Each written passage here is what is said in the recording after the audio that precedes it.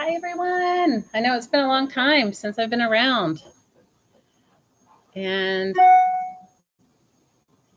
I'm glad I'm going to just give a little life update. And anyway, it's been a while.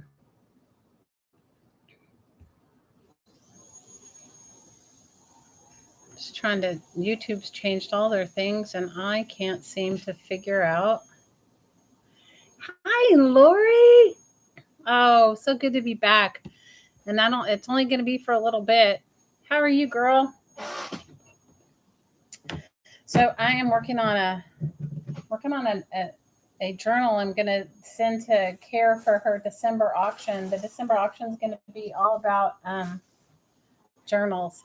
Hi, Lucinda. How are you doing, girl? How is your health? I've been thinking about you. I've missed you guys. I have not. I'll give you guys. Hi, Shelly. How are you? So happy to see you guys.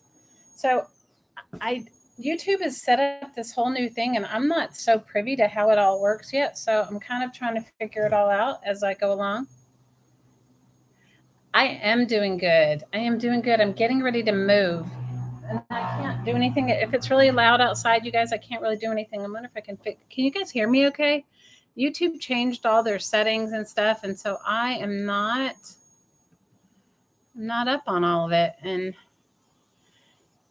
I got a new computer. Hi, Liz. How are you, girl?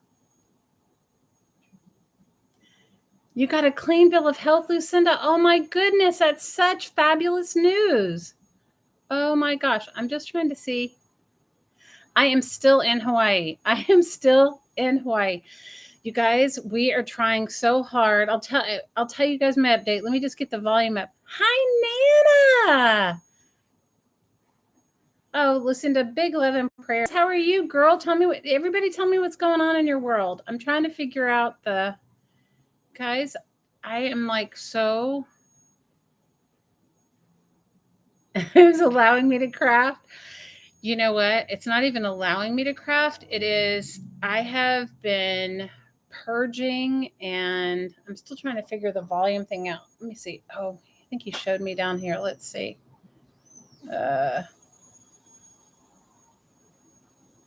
Camera settings. Let's see. Guys, I'm like so not, I don't know what I'm doing anymore. This is so crazy. Let me see if I can bring it in. Oh, that's the autofocus. I don't know how to zoom it in now. You guys, I'm like definitely not knowing anything. Hey, Malia, who's allowing me to craft. Okay, so I'll give you guys a 4-1. If you can't hear me, let me know. I don't know how to fix. Okay, so my hottie got me a new computer eons ago. Okay, and I have been, it didn't work with my camera. And so it didn't work with my camera. And so I couldn't figure it out. And then, anyway, it's so stupid. To make a ridiculously long story short, my Mac finally caught up to whatever wasn't originally working. And so now I can use my camera. And anyway, so I got that going on. I also have, you guys, I'm going to start doing a few live sales because I've got to get rid of some really good stuff because I can't take it. Aww. Tell Miss Vera May hi. Tell her I send her my love. So anyway, so I've got all these wallpaper books and all these things that I have to deal with. So that I'm going to work on too. Not today, maybe tomorrow I'll start. I had to clean out my house. I had my kids here. I quit my job a couple weeks ago. You guys, I bought a house. Hi, Elizabeth. I bought a house. I bought a house on my very own, which you guys, that is remarkable for me. Like I would never have thought that I would be able to buy a house by myself. Not that my hottie and I didn't want to buy it together, but he since the pandemic, he's been working freelance, and if you work freelance, I guess you have to have 2 or 3 years of freelance, 2 or 3 years of freelance thing in order to qualify. So I had got the loan on my own. And you guys, I was never so shocked in my entire life. I know. And it's, you guys, it's my dream house. It is my dream house. Not in Hawaii, Lucinda, actually in North Carolina. You know how, like, I don't know how you guys are, but, you know, I have a thing for old Victorian homes. You guys, I'm going to sew some tabs on some paper. Kara is having, the Disabled Artist Foundation is having their auction in December, and it is all going to be journals. So I'm making, I had made these covers to make these journals eons ago that I didn't do. I decoupaged them. I don't know how well you can see it. They're decoupaged. They're kind of mixed media. Whoever gets it should probably put a layer of gloss or something on it if you don't want it to be matte. And then I put fabric inside, and then 2 things for signatures. And I'm gonna make pages for them. And I think I'm gonna sew tabs. I was like, gonna sew tabs with my crazy fabric for them. But you could take them in and out. So I'm making this for Kara's auction. So back to my house. I got a house in North Carolina. Yes, Liz, near the Asheville area. And it's my dream house. It is a old Victorian, and that is just, old Victorian is my jam. And so got this old Victorian house, and we closed on it a little bit ago, but it took me a while because of my job and different things. And now we're and I had my kids here. One of my daughters came here to do a job for a couple months. And so I had her here, and I couldn't really just pack up and move with her here. So now we can do it. And I'm excited about it. And so that's what I'm going to be doing. We're going to be moving. My hottie said he'd like to move sooner than later, but it's not solely up to us. It's just how things are going to flow.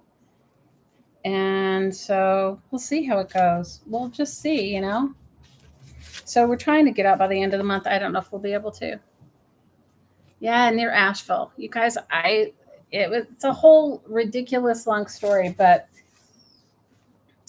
it's just really meant to be, you know. I need to find something to make as a template to put inside this, you know. So needless to say, I've gotten rid of most of my furniture, which is great. I've gotten rid of a ton of stuff, but I have all my crafts, not all of them.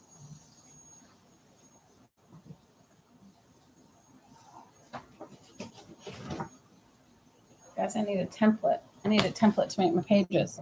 But I've gotten rid of a lot of my, I got rid of almost all my furniture. Isn't that funny? It's like my girlfriend said, you know, most people, it's not that way. They don't get rid of all their furniture first. But I found homes for all my furniture. I found homes for my plants, which I have to tell you guys was huge for me because I'm a plant person. So I found homes for my plants. And now I've slowly been going through all of my craft supplies. And you guys know, you guys get my jam. You know exactly. You know. You totally know. You get it. So that's what I'm doing. So in the next few days, I'm going to try to have a few live sales, try to put some stuff in my Etsy shop. I mean, it's stuff that probably means nothing to anybody, but to someone that crafts like all of us, it means everything too. Do you know what I mean? It's like wallpaper books and lots of cool fabric pieces and vintage paper and tags and tabs and dies. And I mean, I'm taking some of it with me, but not a lot. So that's what's going on with me. Tell me about you guys. I want to hear all about you guys. I've missed you guys. What have I gotten to see lately? Okay, I went to Kara's Defy auction on yesterday. I got to watch it while I was packing my stuff. And you guys, when leaving for the middle of the Pacific Ocean, I'm taking nothing, like literally nothing. Nothing, nothing, nothing. Asheville is beautiful, Nana.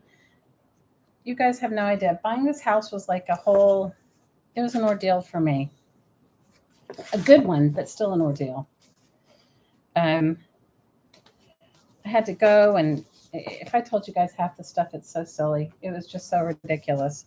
But I had to go and apply for a job there, and I'm not even living there yet. So I got a job if I want it. But what I may try to do is, because I may try to just figure out for myself like what I really want to do. Instead of just jumping in and doing what I've always done. Can any of you guys relate to that?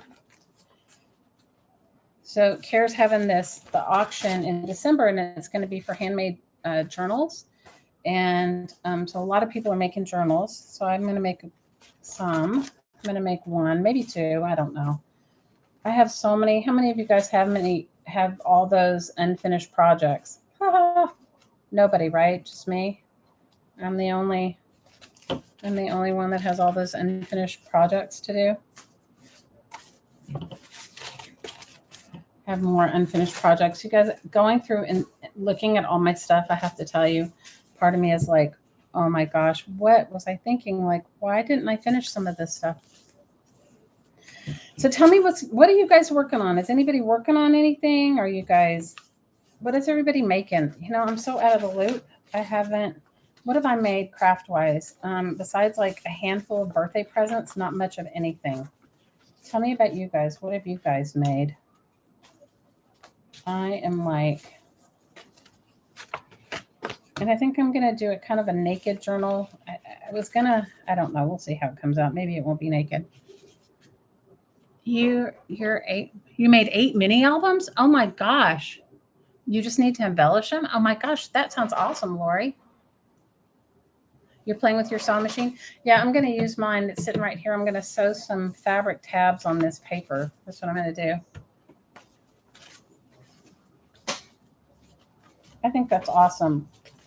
You guys know that, I don't know how many of you guys know, but I was a costume designer. Costume design was my jam. So I've probably made enough clothes to last a lifetime.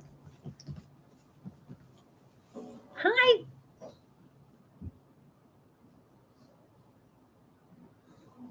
Hi, Devin.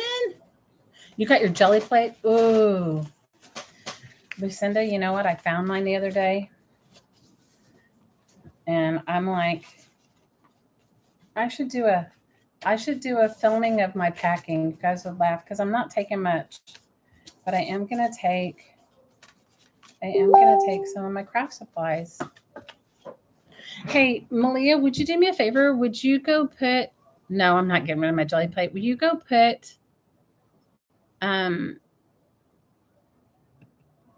the thing for our live stream in Crafting Mamas? Put our in the, yeah, you know what I mean.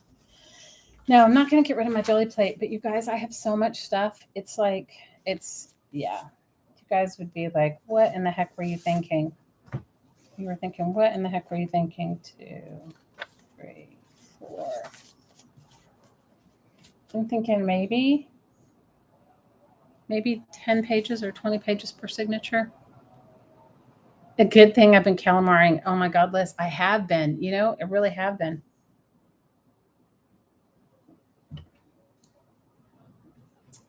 Okay, do you see my hives, you guys? See? My nerves, I've got hives. No, I'm going to definitely keep the jelly plate. The jelly plate is definitely a keeper. I'm not letting go of the jelly plate. I thought I had brought more coffee dyed paper over here with me. That's the other thing. How many of you guys have just like, you coffee dyed a ton of paper and you've got it going on and you're just like, so here I am. You haven't seen your jelly plate in days. So here I am like going through all this stuff and and I have a friend that came over. I'm like, okay, do you want my dishes? Do you want my coffee pot? Do you want my this? And then my hottie's like going through boxes. He goes, oh, I found a box of coffee dyed paper. I'm like, I can't get rid of that. My friend was like, what are you talking about? Coffee dyed paper. I'm like, do you know how long it takes to coffee dye paper? She's like, no.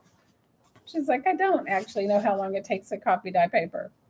She's like, only you. I said, no, not just me. I said, there's lots of us. See, you guys?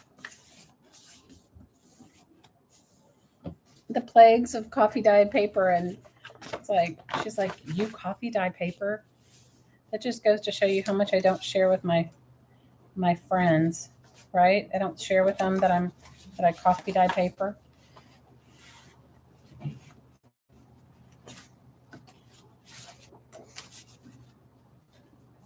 So funny. She was like, coffee dyed paper? I'm like, what in the world is that?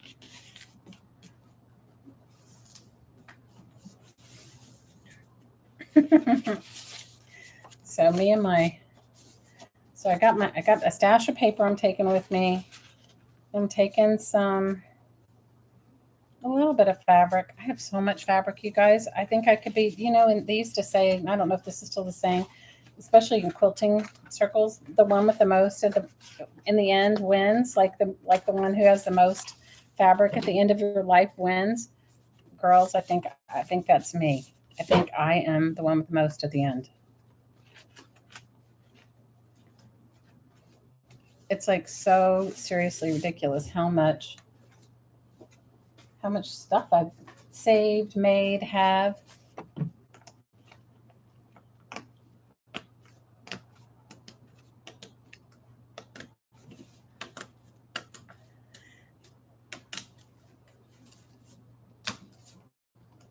Yeah, Malia definitely shared Evan's channel.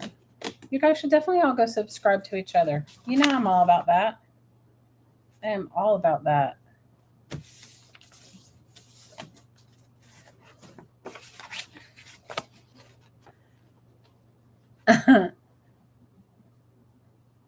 Great techniques. Oh, cool.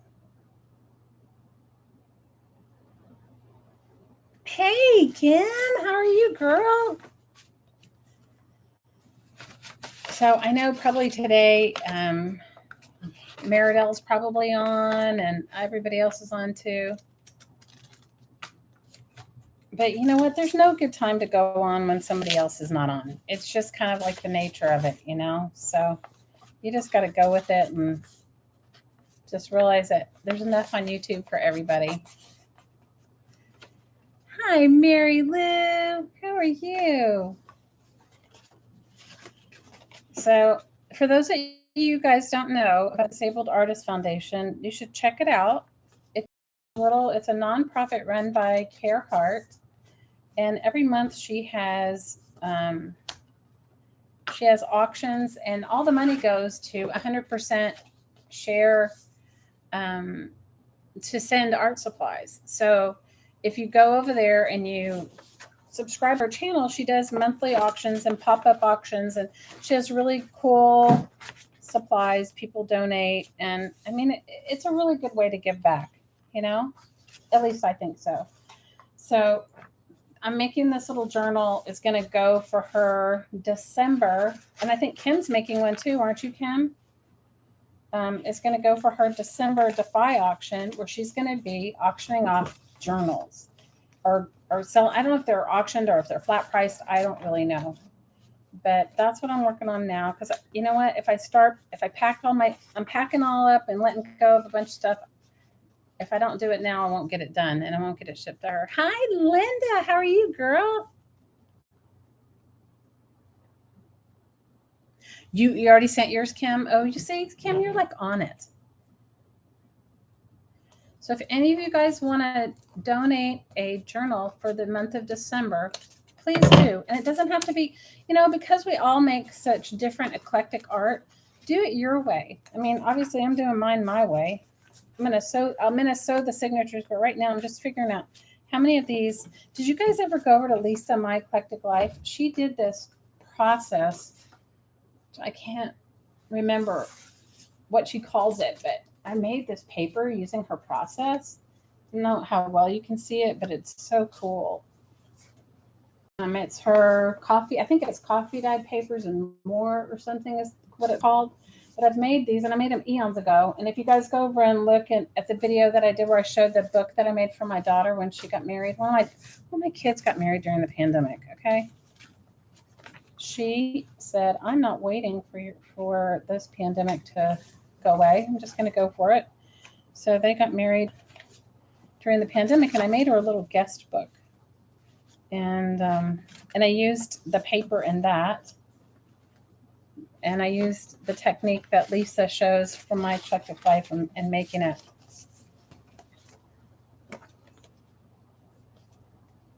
You already sent yours?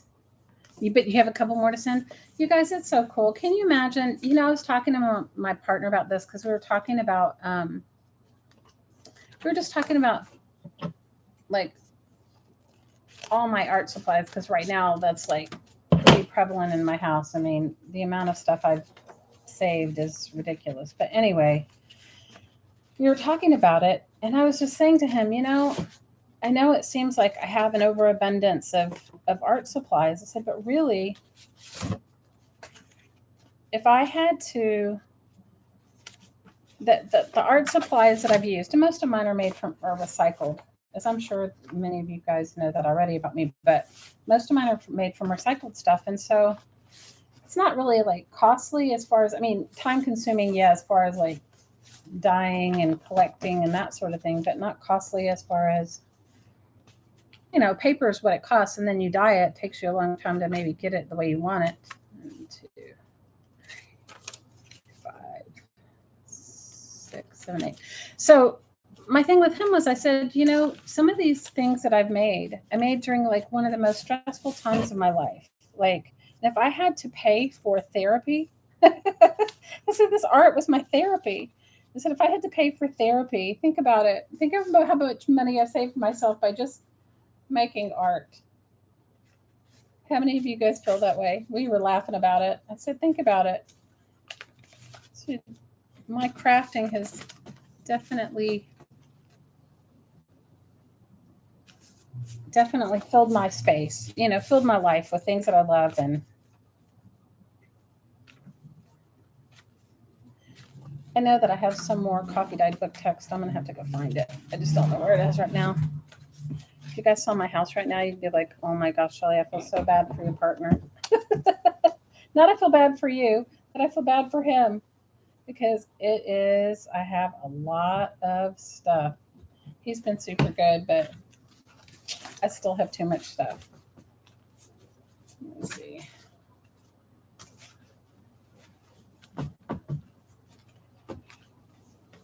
Hi, Dana. How are you, girl? So anyway, that's what's going on with me. So I'm moving. Hopefully we'll be, our goal is to be out of here by this, but that would be like in a week from now, which I don't see that happening. And I don't think it can. But I'm thinking the middle of November at the very latest. So stay tuned if any of you guys would like some of my treasures. I'm going to be having some live sales. Yes, art is so important for your mental health. I agree with you, Malia. You know, it's like we were laughing about it because, I mean, I don't share all the trials and tribulations of my life with everybody on YouTube, but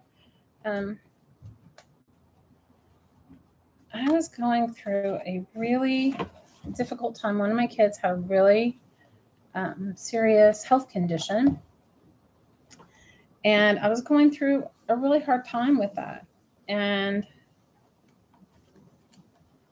some other stuff with, and it made a difference. Like, you know, I arted for me. You know, I arted for my own self, my own sanity. I arted for my mental health, and so, you know, it's like one of those things where you're just like, where you know that you need something, but maybe you don't know exactly what it is that you need. Of course, I don't have a pencil. Maybe you don't know exactly what it is that you need, but you know that you need something. Well, I arted my way. Like, I can honestly say that some of these glue books that I've made in my life, I was like, that glue book saved me a lot of money in psychotherapy. Okay. I'm not saying that art should take place of psychotherapy, but I'm just saying, like, You know, that glue book took a lot of stress off of me. So, and our friend Laura, the Jersey crafter, she always like laughs and stuff, but she does say, she goes, remember Shelley says never underestimate the power of the glue. And it's true. I mean, you guys, gluing, think about it. It's like when I would sit at the hospital with my daughter and going through tests and all kinds of stuff. I mean, gluing and cutting, fussy cutting was like, sometimes that was my fussy cutting, sometimes was my saving grace. You guys, I'm sure this is not the best way to do it. I should have just like measured each one and taken it to a paper cutter, but you guys know me, fly by the seat of my pants. So I just want to get it short enough so that if I do sew fabric tabs on it, that you actually see them. Hey, Emily.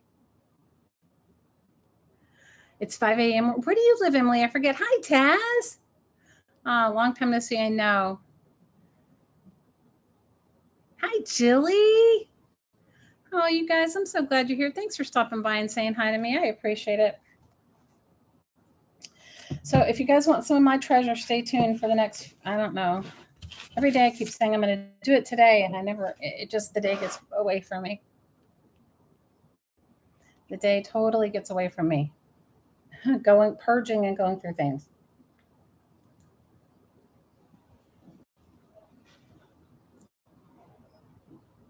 That's awesome, Lucinda. Lucinda says she takes her junk journal with her to therapy. And you talk to your counselor about it? I think that's awesome. Well, anyway, you guys kind of get my gig. You kind of totally get it. I'm gonna sew some bits and pieces, which I don't normally. You guys want to know how sweet it is? My sweet partner. He set up. We cleared out rooms in our home, virtually have nothing in them, and he set up tables in there so that I can sort my crafting stuff to decide what I want to keep and what I don't.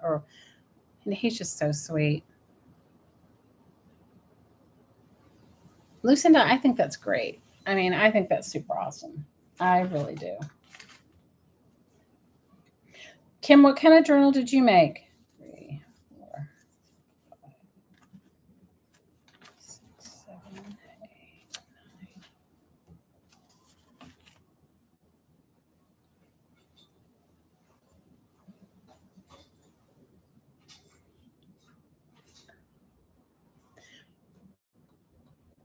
9. Yeah, Linda, right. Linda, you're right. Linda says, I know moving is hard, especially as hard as a crafter, especially when people don't understand why all this has to come with me. Oh yeah. Well, I have to say, my partner, he totally gets it, but it's like my kids laugh. They're like, yeah, mom's gonna say, oh, don't throw away that scrap of fabric. I mean, which they're not wrong. I mean, they're really not wrong. I mean, they are so right. They're gonna say, don't throw away that scrap of fabric. Don't throw away that. Don't throw away this. And they're all right. They're absolutely dead on with that. They definitely have some things like that. He is amazing. Lucinda, I feel really fortunate to have him as a partner because he totally gets me. He really gets me. He gets the things that are important to me. And to somebody else it looks like total crazy ridiculousness, but not him.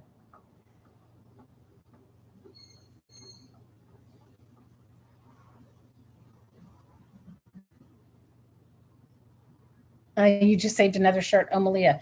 Girl, you don't even want to talk about. You guys, I haven't even shown you my quilt obsession. Okay. I haven't even Hi Patricia. It is really me. You know what? I have not even Hi Happy Scrappy. I have not even shown you guys my quilting obsession. Okay. When I move, I will. I haven't even shown you that. That will make and my fabric obsession. Oh, you guys, it's terrible. Hang on a minute, see if I can grab some other paper.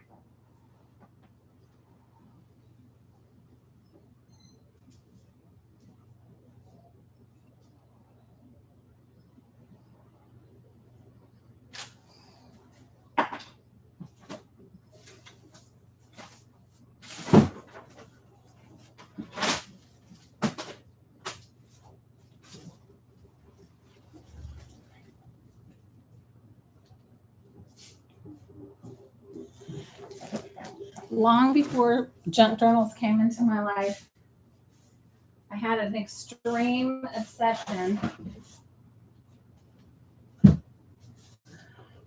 with quilts and with quilting.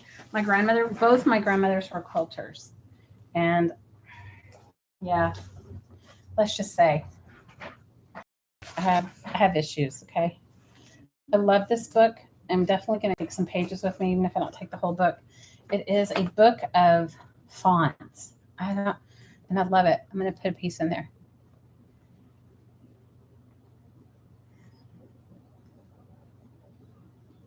Oh, Lucinda Sam was like that. Aw.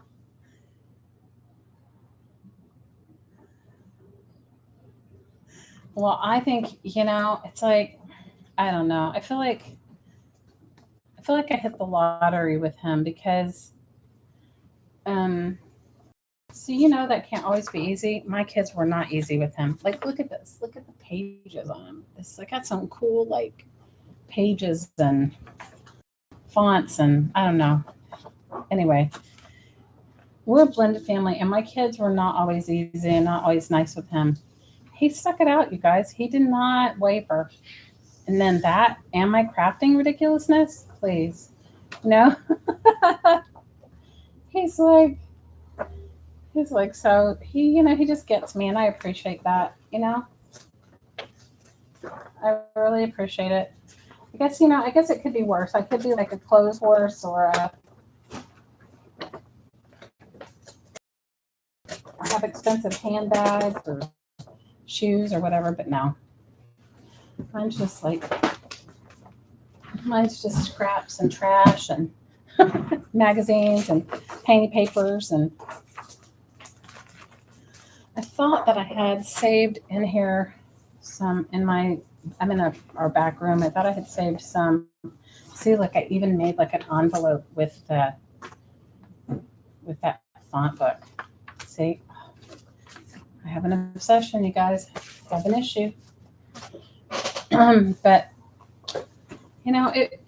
he's so sweet. He didn't. He's never said anything to me about never said anything about my obsession with any of it. He just rolls with it. No,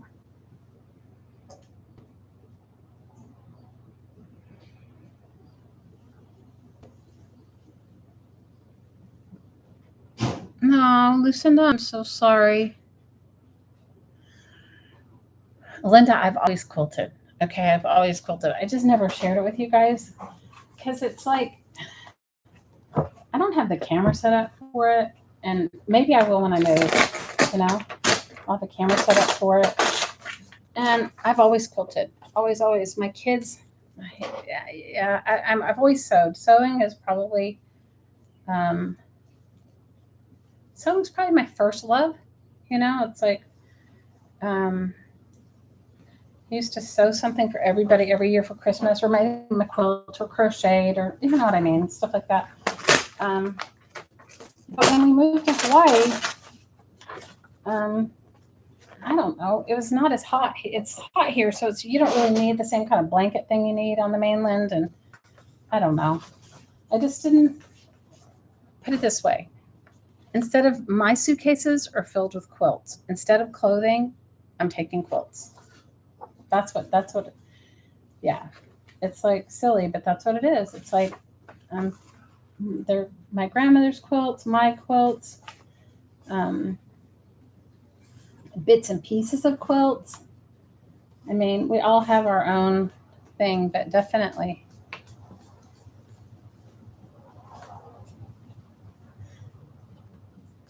Your journal's a blue one, Kim? Oh, I'm looking forward to seeing it.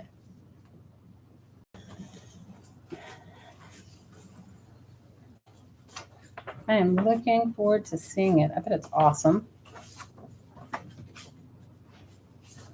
Cut this one in half. Yep. So my suitcase is like filled with quilt tops, quilt pieces, antique pieces of fabric that I've had for a long time. When I used to travel a lot prior to the pandemic, I would always buy fabric wherever I went. So, well, and and stones and stuff like that. 'Cause he used to make jewelry. The last place I was in, I guess Bogota was the last place I was in, but right before that, and I did buy some, I went, they're very thrifty in Bogota. They recycle just about everything. So their waste is very little. So they don't really have thrift stores like we do. Like they pass things on, and their country is it's got a serious class system there. So everything gets reused, which is great, but they don't have thrift stores. So I didn't thrift shop there, but I did buy some fabric.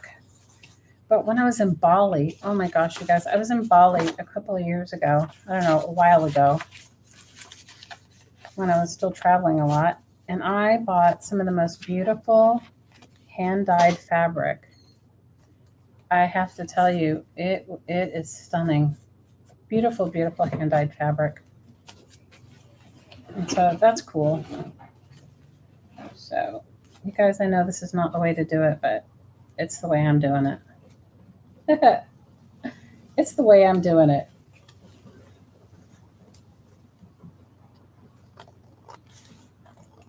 So I'm taking that with me.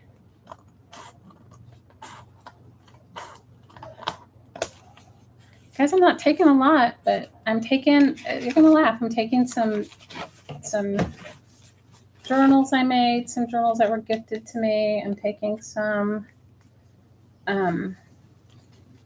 fabric bits. Definitely taking as many of my basic craft supplies that I know that I would just go right out and buy. Because my hottie figured out how to mail some at not a crazy price. You made a chicken pincushion. What? Yes, I'll give you a tour of my home. You guys, it's just a really old Victorian, but the kind of cool story about it is this. It's like 115 or 16 years old.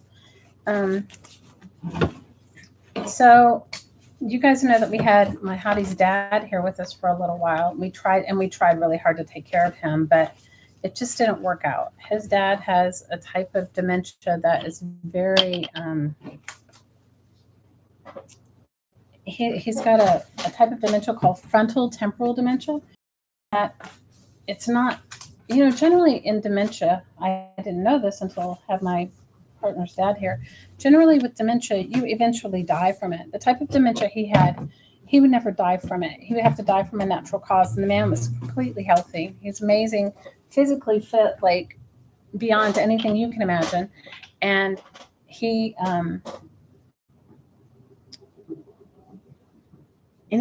just was like into everything. Like, I don't know, like almost like a little kid being into everything, like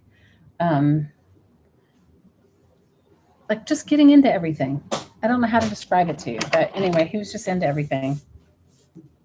He kept running away. It was very difficult for us. Like he one point he thought he was in he was in the army, and he thought he was being held in some sort of thing, and he escaped. And guys, I don't know. And I can laugh about it now, but at the time we didn't sleep. It was really, we had special locks on our doors. He took the panes out of our windows. I mean, at that point when did I tell you guys about the time he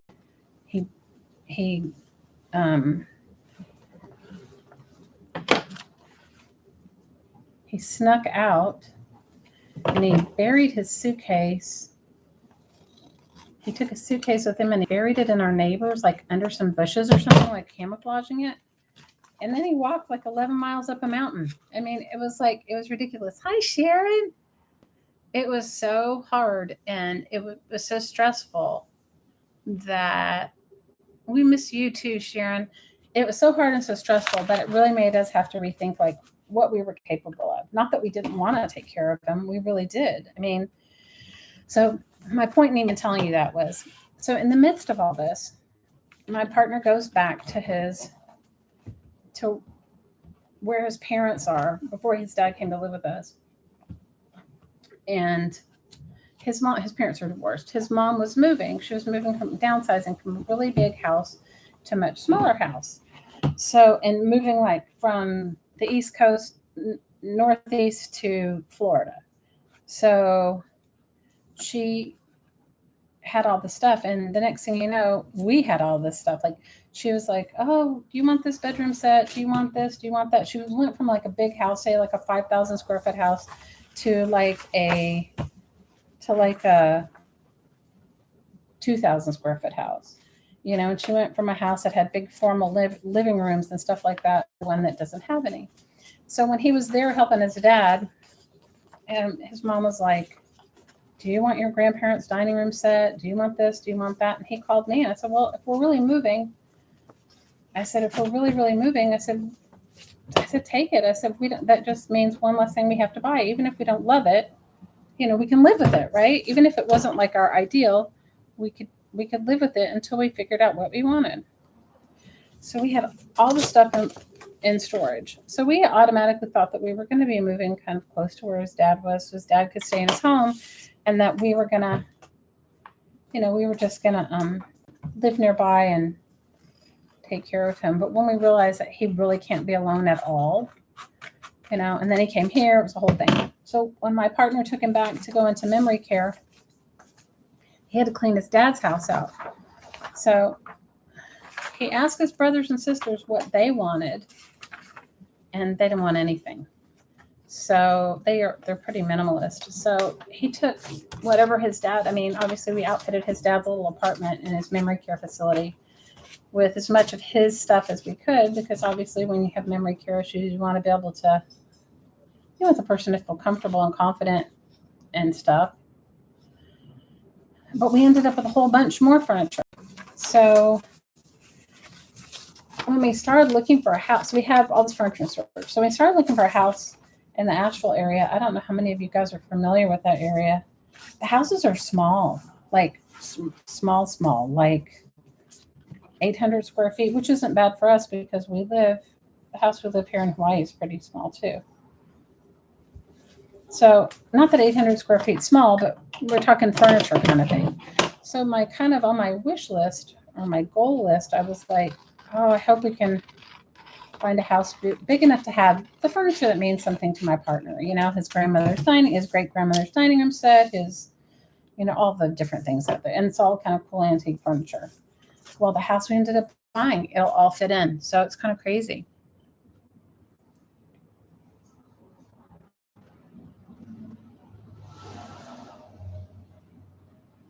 Your husband's dad snuck out in his tidy whities and he got locked out. Oh, Dana, no, my father-in-law ran away. He ran away like 5 or 6 times, and it was scary, like, because, you know, there's really beautiful, Hawaii is very beautiful, but there are aspects of it that are very rural. And he climbed up a mountain once because we live at the bottom of a mountain. So he climbed up the mountain, and there's big gulches and ravines. He could have fallen in and we'd never find him. You know, people go missing here all the time, missing, because it's, you know, it's not, you can fall in a deep gulch and not be found, you know? So, yeah, it was scary.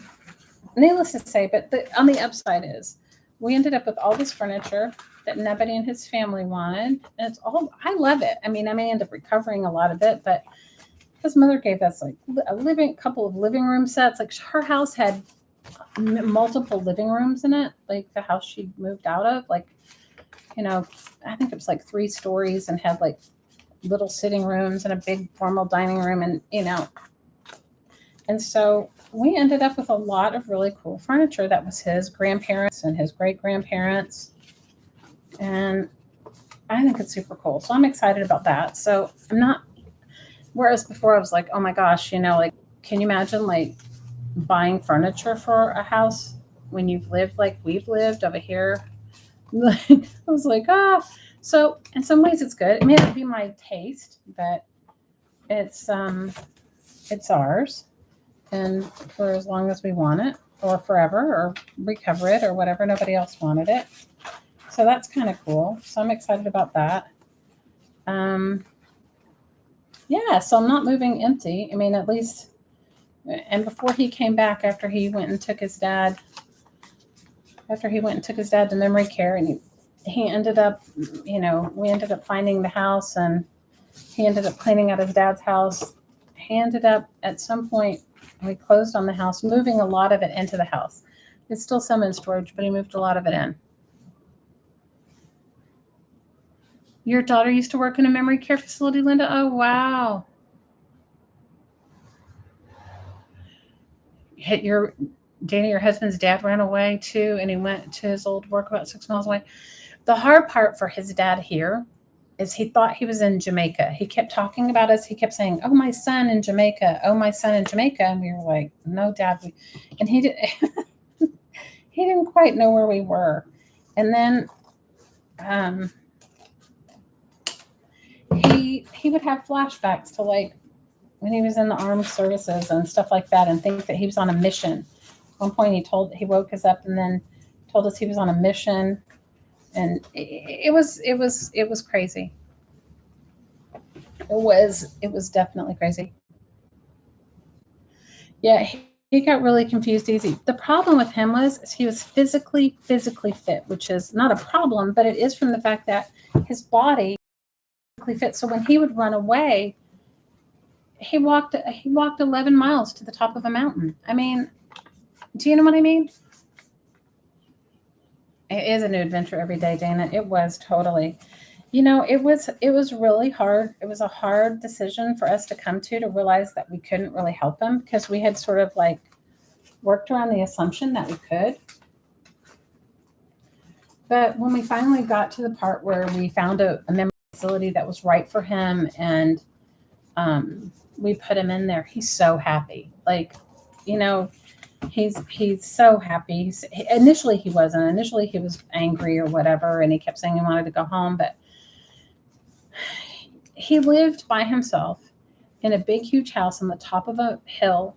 And like one point last winter, he at 3 o'clock in the morning was out shoveling this very steep driveway. Yeah, it was stressful. But I think now we both feel a lot better that we're in the place where we are. And I think his siblings are too, because his sister tried to do it for a while and she couldn't. His brother tried to, he couldn't. My partner was probably the only person that, because he's very even tempered. But even with that, is locking somebody in your house. Like he literally escaped one day when my partner went into the bathroom. Like my partner went to the bathroom for a minute, like less than 5 minutes, and he escaped in that 5 minutes. It was really hard.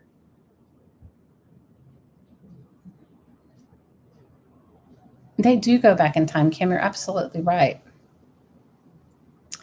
He wasn't really aggressive, but he kept running. He was so physically agile that he kept us awake night and day. He didn't sleep, and he had boundless energy. And then he would fall asleep in the middle of the day when all of us had to work. So that was really stressful, and it was hard.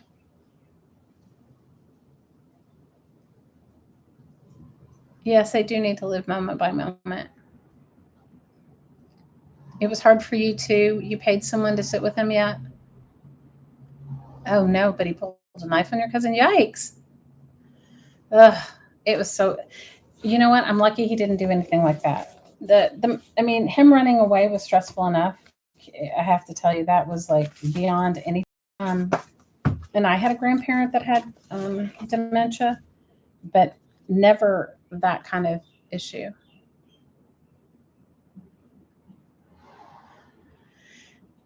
Lucinda, hope that we would as a community, as a world, because dementia it affects everyone, right? Especially the caregivers along with the people that have it. But I don't know, like I don't think there were any medications for his type of dementia. And the really sad thing is the kind of dementia that he had or he has. you can contract it when you're in your 40s. And my partner and his brother were talking one day, and they go, remember when Dad did this? And they were like looking back and thinking he's probably had it and coped with it for a lot longer than any of us knew, because he was like, he knew how to cover for it. Do you know what I mean?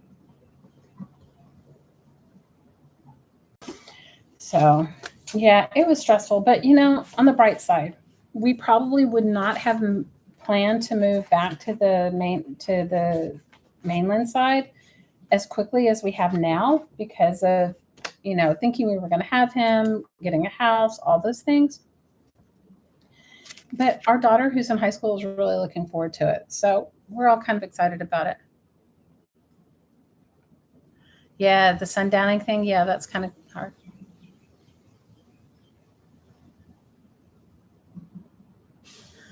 Oh no, dang it. See, my father-in-law had something similar too. He thought if somebody was cheating on him, it was like a whole thing. You guys, we can laugh about it now, but it wasn't funny at the time. At the time, we were just out of our minds. 2, 3, 5, 6, 7.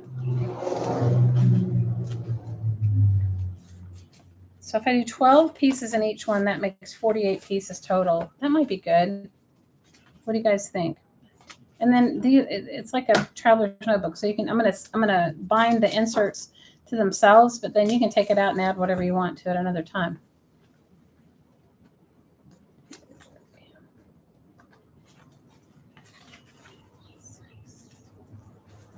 I need like 4 more pages in this one.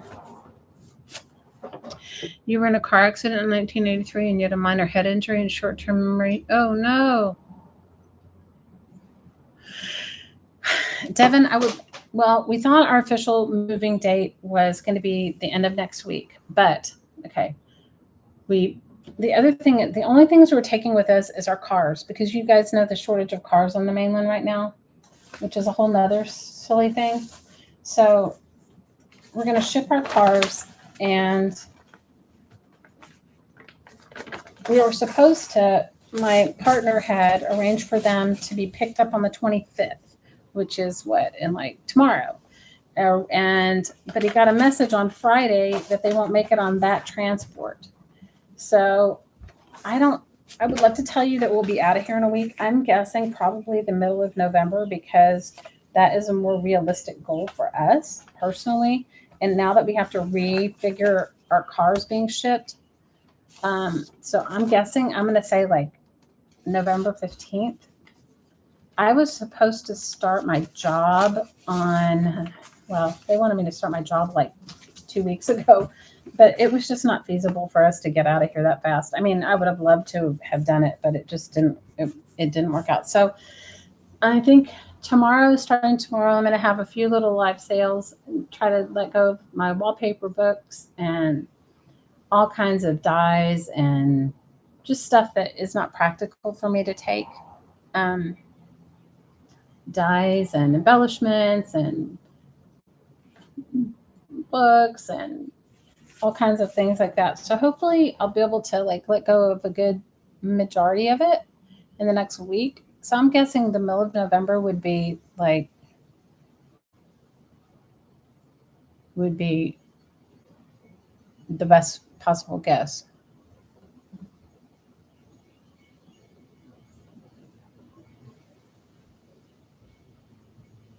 I agree with you, Linda. Things do always have a reason for things happening.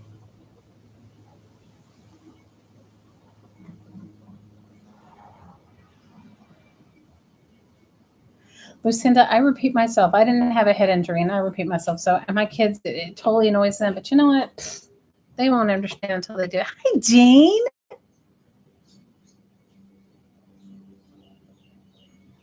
Oh, that's a good one, Ken. I know you know, but I'm just reminding you. Devin, I'm not really that organized. What we did do, which was really good, is maybe 2 weeks ago we went through everything. My older daughter just left last week, and so we felt like we could finally let go of a bunch of stuff. She wasn't around, so we could get rid of the bedroom set they had in their room, get rid of and we found somebody, which I'm really grateful for. when you live on an island, you got things that end up in a landfill, and that is the last thing I want to be responsible for, is adding more stuff to a landfill. But so I feel like she, with our older children both gone, and we just have the younger one now, we can just really get on it. So he mailed some stuff. Like, we went through and we decided, okay, like kitchen appliances that we didn't get from his parents, or that, we didn't take. We were like, okay, what would we absolutely rebuy? And whatever we would absolutely rebuy, we just put it in a box and then figured out how much it would cost to ship it. And if the shipping cost was less than the replacement cost, we shipped it. So right now we shipped a couple of boxes of like my Vitamix blender that I use almost every day, like those kind of things I ship to myself. My Vitamix blender, my, what do you want to call it? My KitchenAid mixer, Vitamix, KitchenAid. What else did I ship to myself? Some really nice cutting boards I bought when I was in Australia. They're made from reclaimed wood. Just stuff like that. And then I have a box I packed. We figure we'll each take 3 suitcases, which costs a fortune anyway. But so like one suitcase has all those quilts I told you about. One of my suitcases has jewelry supplies, because I figure when I get there, we'll start metalsmith. I have the other house is that has a studio, a metalsmithing studio. The former owner was a lapidarist, and he had that's when I knew that. I didn't even know it when we bought the house that it had that. And when we bought it without seeing it in person. And when we went to see it, or during the whole process of buying it and going to see it after we had made an offer, and it's a whole long ridiculousness, but I went and saw the lapidary studio, and it's beautiful. So I'm super excited. Hi, Kim. I know, it's cool. So I'll have a studio. I'm so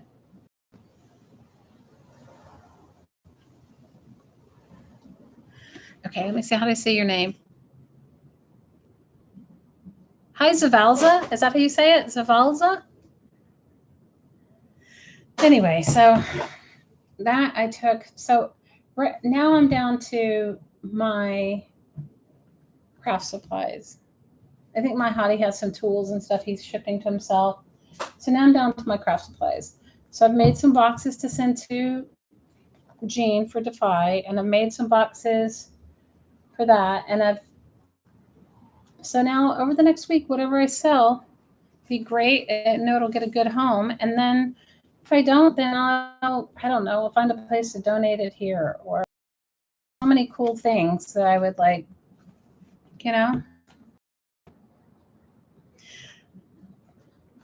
Yeah, having a studio, that, you guys, I have to say, that was so exciting for me. I was over the moon. So one of my suitcases has quilts, the other one has metalsmithing, and the other one has crafting supplies and a couple of clothes. Is that ridiculous?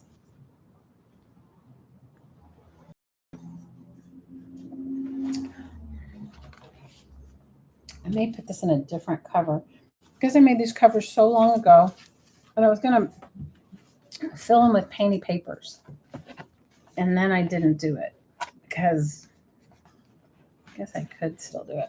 They were just really old Reader's Digest covers that I just saved, and I didn't let them go. How many of you guys are like that? You're like, I just can't let it go. I just love it.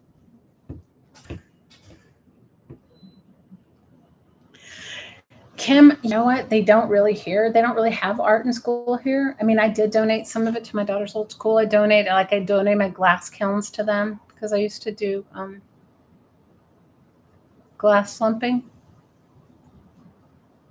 Crafting supplies have priority. Oh, Mary Lou, girl, you have no idea. not just crafting supplies, but stuff people, you guys, I have a hard time letting go of stuff people make me. Like, I don't want to let it go, but it's like, if I can't take it with me and like, nobody's going to love it like I love it. Do you know what I mean? Jean, this is my journal for the Defy auction. I'm working on it. I'm going to sew the signatures together, but I'm going to sew. They got all my like crazy colored little bits of fabrics and stuff. I guess I was making, who knows what I was making with it. And I'm going to make tabs. I'm going to sew some tabs on it. You know, Kim, the other thing about here is that they don't let the teachers keep their stuff in their classrooms over the summer. So anything that you don't use just gets dumped. So that's the other thing. It's like you can't, it's not as cut and dry as like, say, you really wanted to give it to somebody and you thought, oh, well, I'm going to invest.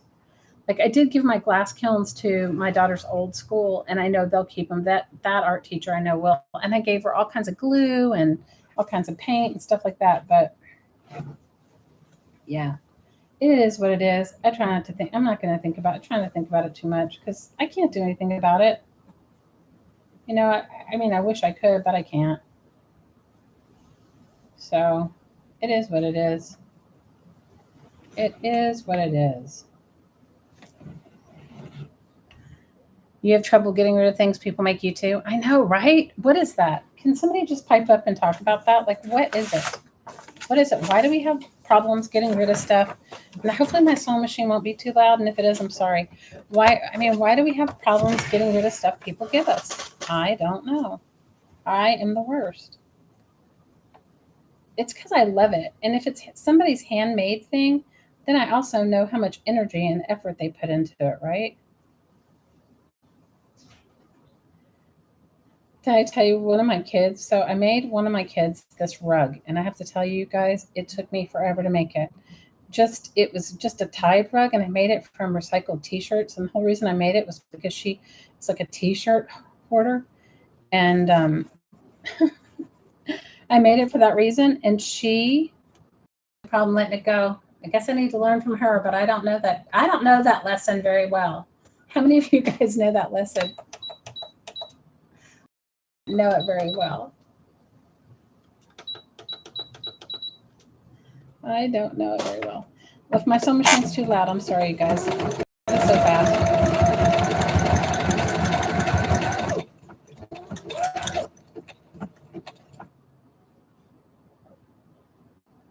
Oh, that's the other thing I'm going to take with me, you guys. I'm going to take my sewing machine. How many of you guys are like definite, like I'm taking my sewing machine. I'm not, you know what I mean?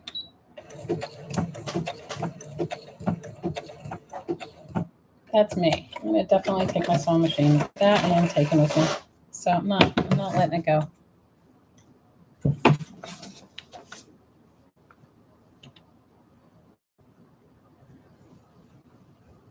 You had trouble getting, it's hard. It's getting rid of things is hard. Getting like totally letting go of stuff for me is hard.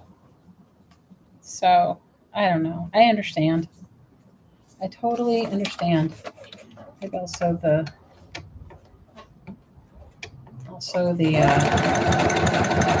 pocket shut.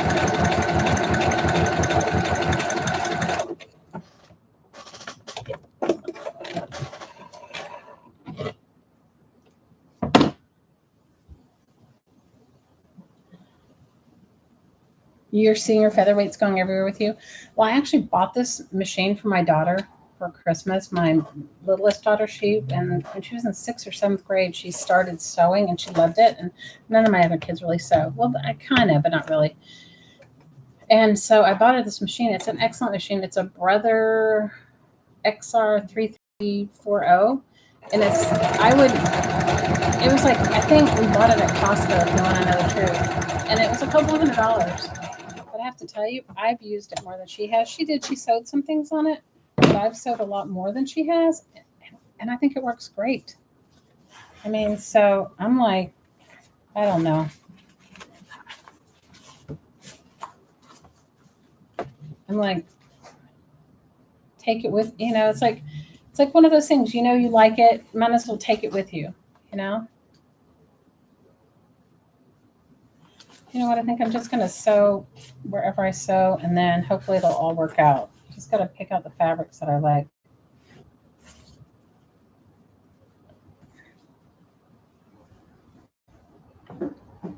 And I have crazy bits and pieces of fabric all over my house. As my partner would tell you. Makes fun of me. Oh no, not another bit of fabric. Yes, a lot of bit of fabric.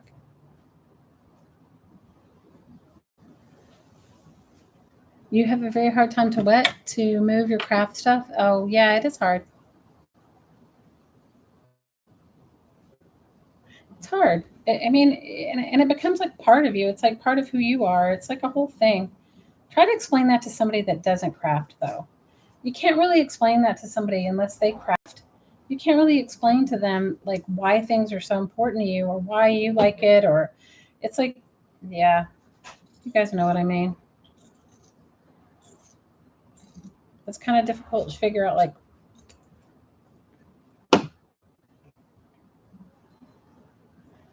and I can't always explain to somebody like, not that you need to explain, but I can't always explain to what something means to me may not mean anything to them, but you know, please, my whole family, they must think I'm a little bit nuts, and that's okay.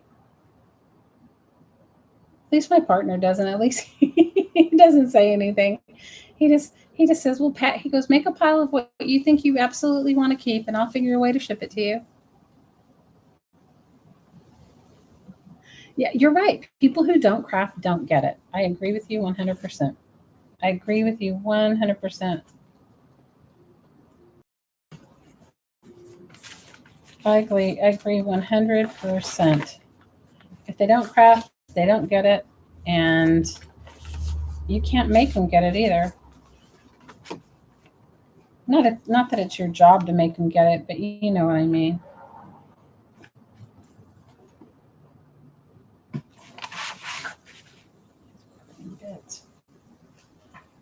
I had to pull out like what I could find that I thought would go in this color palette, and I really, honestly, it was like I have a bag of it, right?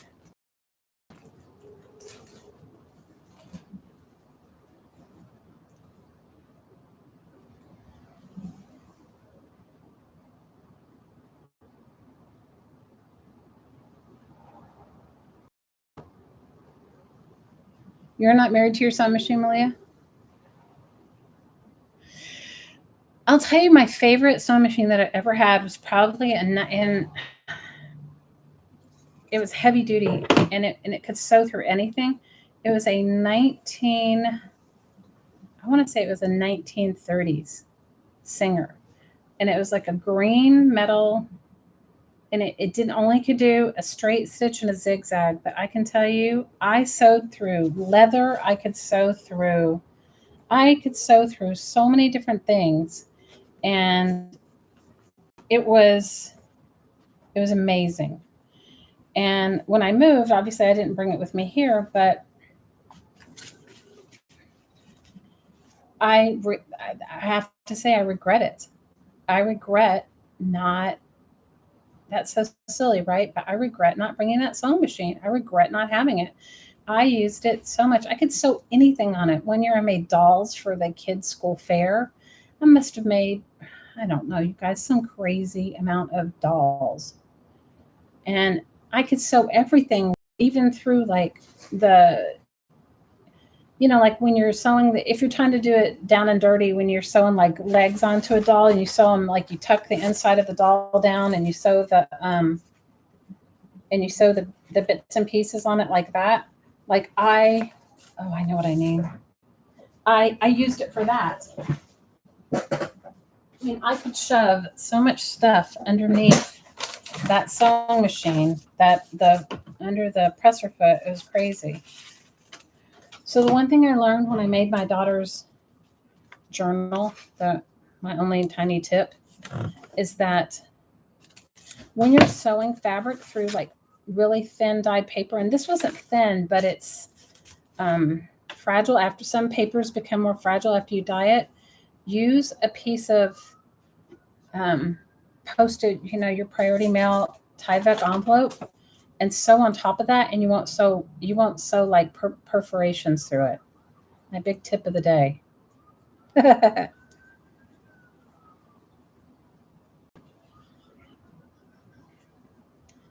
Yeah, it's. I think it's good to find the sewing machine that you really love. Like if you can find one that you really love and stick with it, you'll be like, oh yeah. But I've, you guys, right now. I mean, it gave away. Right now in my house, right now, I have 4 sewing machines. I'm only taking one of them with me. I haven't even thought about the others. What I'm going to do with them? I'll give them away to somebody that'll use them. But one of them is a Singer industrial machine, and I would love to take that one with me. But it is way too heavy. It would cost me a fortune to ship it, and it's not like a expensive machine, but it's a good one, and I love that one. I would definitely take that one if I could, but it's just not practical. Um, but this one that I got my daughter, that I bought her at Costco, or my partner bought her at Costco, it is such an easy uh, machine to sew with, and it has like all kinds of fancy stitches on it. And I'm not usually one for one of these computerized sewing machines. Not saying that it may not make the trip well. That's the other thing, is that generally the difference between a home sewing machine and an industrial machine is that it can travel better, right? I mean, usually when you move a home machine, it has all kinds of gadgets inside that can have something go wrong with it. Does that make sense? You know what I mean? Like it has it's not made as sturdy as like an old one. But anyway, that's just what I think. But what do I know? I only know it works for me.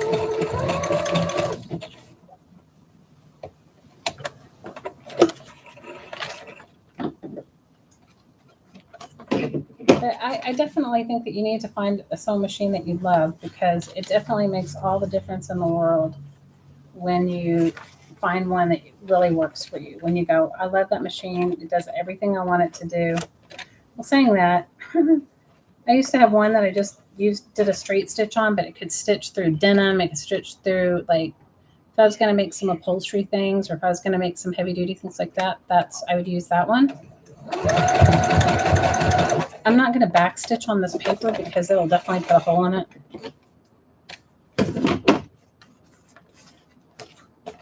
But I don't know. You guys, it's like it's worth getting to know yourself as a sewer to figure out what you'd like to sew with. Hey, Cassandra, how are you? Oh, girl, I've been thinking about you. And your granddaughter is so, so beautiful.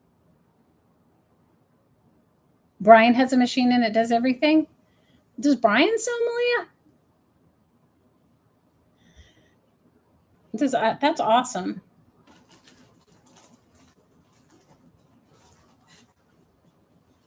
Guys, I'm not good at talking. I haven't been crafting and chatting in so long, I can't craft and chat at the same time anymore. And I may go back and cut these shorter once I get them all sewn into the book how I like it.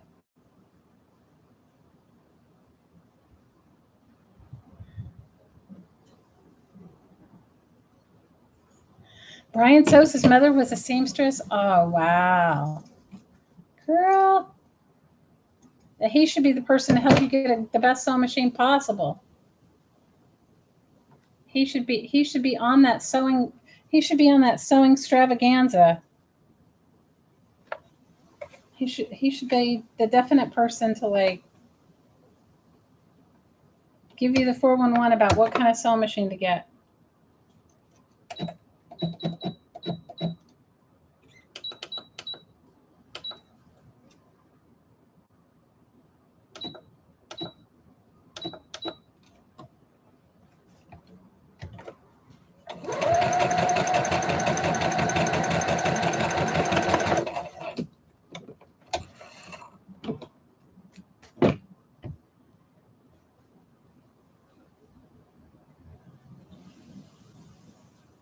He has his mother's one. Oh my gosh, that would be so awesome.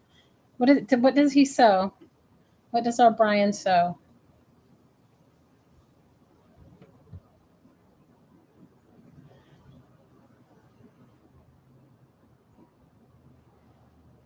Good night, Devin. See you later, girl. Oh, thanks. Thanks for hanging out with us.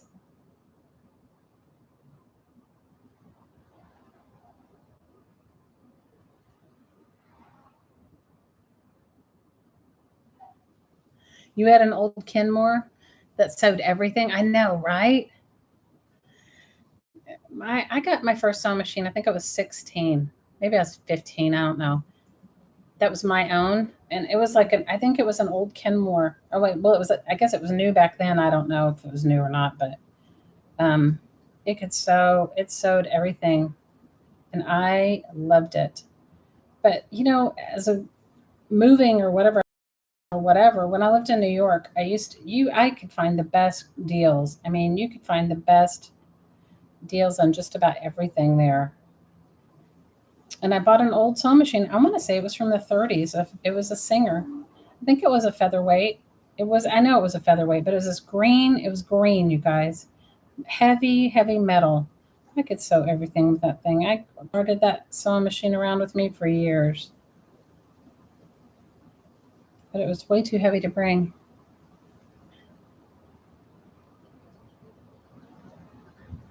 Well, lurk away, Julie. What are you working on? Do you guys tell me what projects you guys are working on?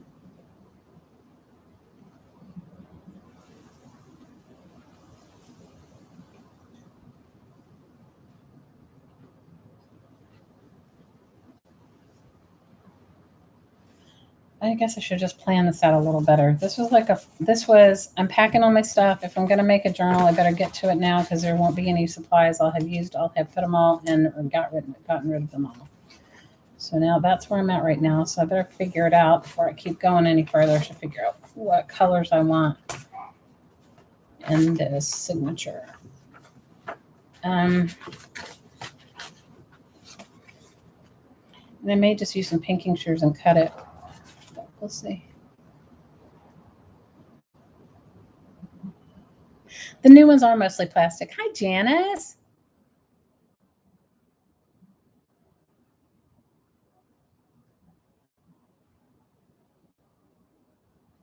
Oh no! Thanks for telling us, Janice. Of course, we'll put Janice in our prayers. Oh my gosh, her parents are in the hospital.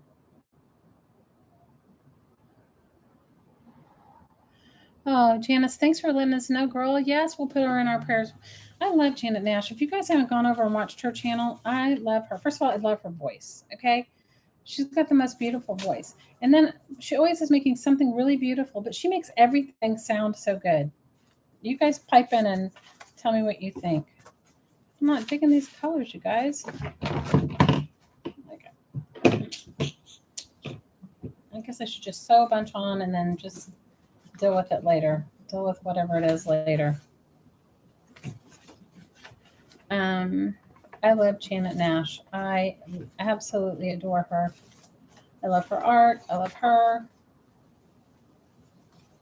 She is awesome. She is so awesome.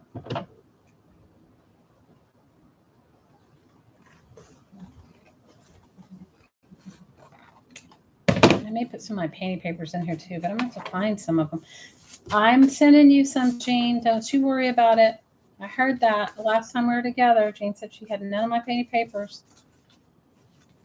And they always use painting papers for their Defy auction. Any extras or feel like you want to make some and send them to a good cause, you can send them to the Disabled Artists Foundation.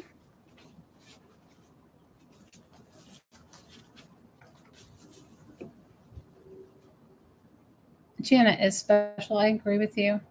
Positive and caring and loving and so talented. I love her.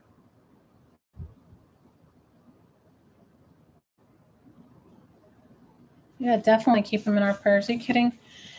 You guys, this whole COVID thing has been no joke. Okay. I have had friends who have lost their children to it. Vaccinated, I might add. So I don't know what all this, I think instead of just disseminating mixed messages, we should just be concerned for everyone, vaxxed or unvaxxed, and deal with it. It's like my girlfriend just lost her daughter. She's in her 30s, vaccinated, perfectly healthy.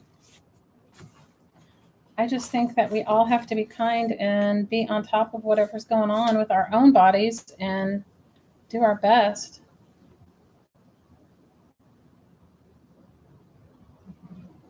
Janice, I had made these journal covers, and I may put it in a different one. I don't know. I'm not married to it. I made these journal covers a while ago, and I was making them, I was going to put all my painty papers in them. But then we're doing it in December for Defy, and they're going to do journals. So if you guys are up for making a journal, send one on in. And yeah, it's going to be super cool. I think it'll be a great way for everybody that, like, maybe somebody likes my weird eclectic journal and they'll want that, or they'll like yours better, or whatever. But it's a cool way to like support Defy, and for me, definitely let go some of my stash going on here. I could probably make 200 journals and not have gone through in all of it. I could make multiples.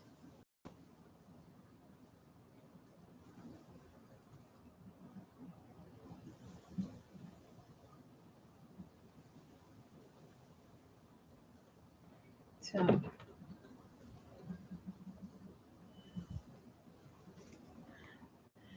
this pandemic has made me rethink a lot of things, you guys. Like how I want to live my life, what I want to do. When my girlfriend's daughter died, anyway, and it was just like not even that long ago.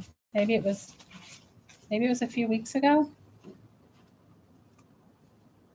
All I know is that it made me go, okay, time to deal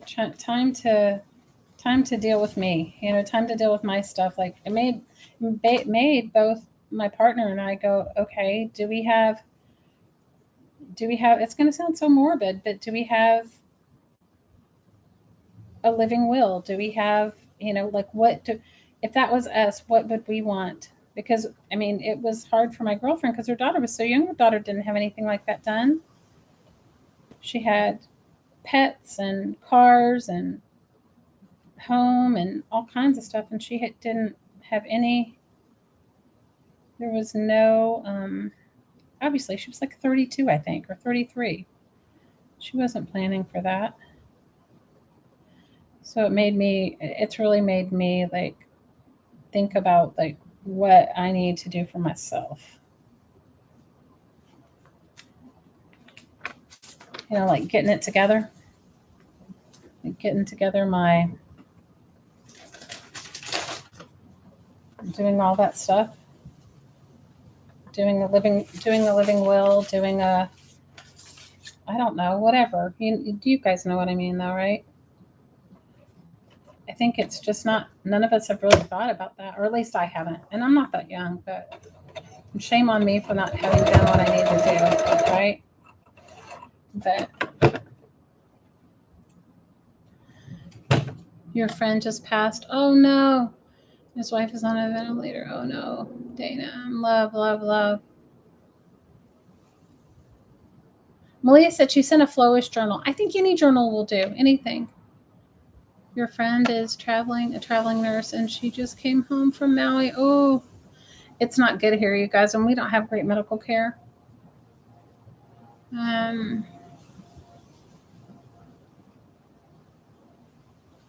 You started some, but you need to pre-plan. Girl, I fly by the seat of my pants. Oh no. Malia said Lily's classmate just lost his mom. He's only 7. Oh no. You guys, I don't know. I just think that we have to like be more proactive as far as like, it's made me start eating healthier. I mean, not that I was eating terrible before, but it's made me think about like what I put in my body. It's made me think about like things I haven't said or done that I want to do, or with my kids, with my family, that sort of thing. I don't know. all I can say is that having my friend lose her child was so, it was really eye-opening for me. I mean, not that, I mean, nobody should lose anyone. I'm not saying mother, child, anything, but it was just like, whoa, like gut-wrenching and just like never in my wildest dreams. Never in my wildest dreams. Ugh.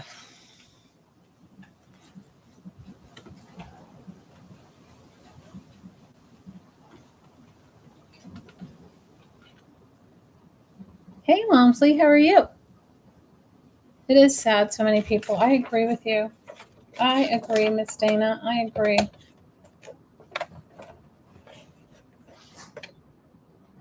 I absolutely agree with you in regard to that.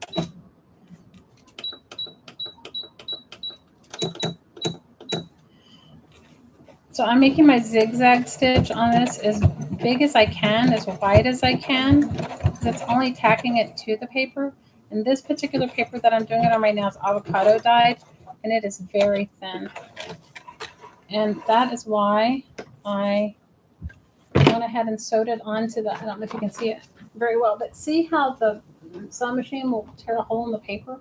So putting that little piece of Tyvek, and you can get it as a tape too if you want, but you don't, you just don't want it to perforate your paper like a, you know, so that it comes apart. That's all. And I'm not sewing mine perfect. So whoever buys this, just know you're buying it from me, and I'm wonky. And I'm wonky. I have a wonky, what do you want to call it? A wonky aesthetic.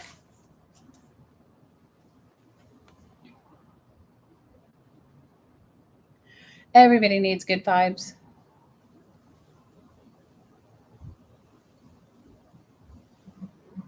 Bye, Sharon. See you later, girl. Thanks for stopping in. Thanks. I'm glad you're doing good, girl. It's hard. You guys, it is so hard. I don't even I can't even, I don't even know how to deal with it some days. And I'm sure I'm sure we're all just coping the best we can. We're all just doing the very best we can.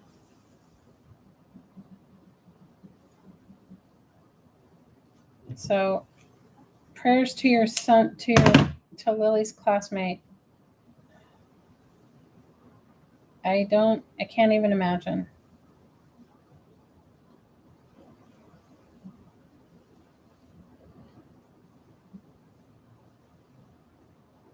I really can't.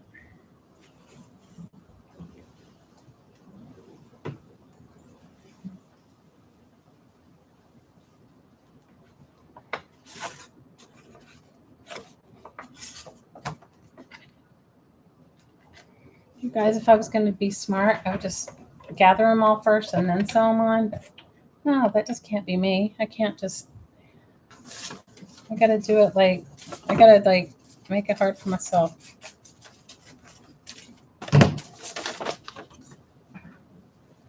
You can only imagine. I know, right? Oh, shopping in Hawaii, right? Oh, please. What did my partner tell me? What did he go to get? It was something the other day, and it was like, they don't have it. And I was like, what are you talking about? Something silly.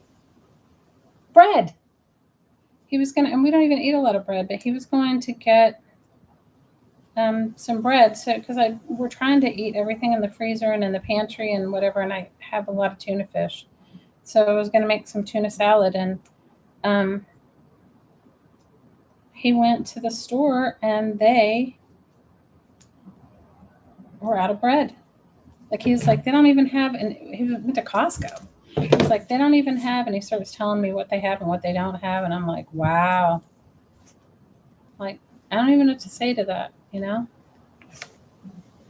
So yeah, I think the supply chain thing here is probably as bad as it is anywhere else, you know, because of the just supply and demand and people coming and that sort of thing. So, yeah. you know, people on an island are kind of resourceful. I mean, not necessarily people that are visiting, but but people that live here are kind of resourceful. They kind of know, like, okay, well, you know what I mean? You just do what you do. You just don't have the same. The one thing that's kind of hard for here, and I can just, is the rents. The rents are insane. They are like, and they're just going up more and more. And my partner and I were talking about it, that they're going to have a crisis for workers here because, you know, let's face it, if you can't, if you're the person that you go to the grocery store and like the grocery store clerk can't pay his rent, I mean, there's no place for him to live because there's no affordable homes to rent. Who's going to work in the grocery store? So we've been talking about that. You know, that's really what's going on here. The rents have gone crazy, you guys, and they're for no reason. I mean, except I think people from the mainland moving here because they can work remote jobs. But what they don't realize is that, you know, half the reason most people move to Hawaii is because of the, you know, it's like living, you know, in beautiful weather, but you can get your amenities. Well, when you don't have people like, you know, the people delivering things or whatever it is, you know, it's just, it's a kind of a crazy time for everybody. It is an absolutely crazy time for everyone.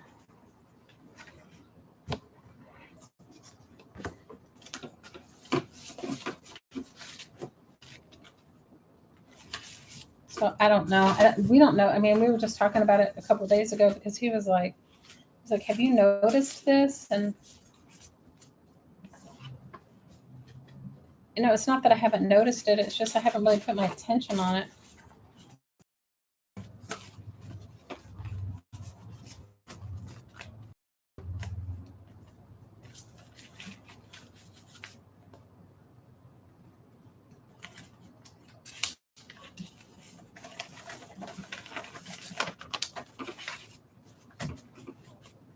So I don't know. That's what we've been talking about. I don't know what it's like on the mainland. I just feel lucky that we got a house.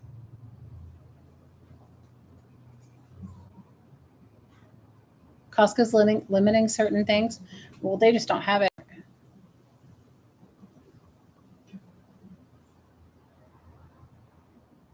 Groceries are starting to get expensive there. It's really expensive here, period. So,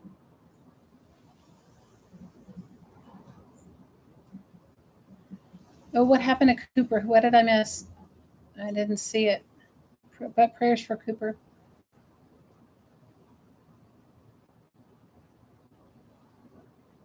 Oh no. Oh, Momsley, love, love, love to your daughter.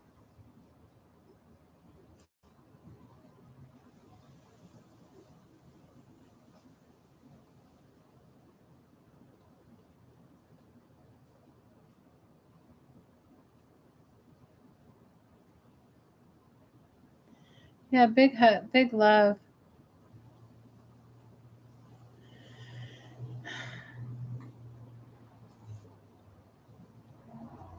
It depends upon where you are. Prices are rising. Prices are always expensive here, you guys. People are always shocked when they come visit here. They're like, wow, everything's so expensive. And it is. No, no two ways about it. It absolutely is. It's more expensive than you can imagine. And it's, um, yeah, it's not. All I can say is living here is not for the faint at heart.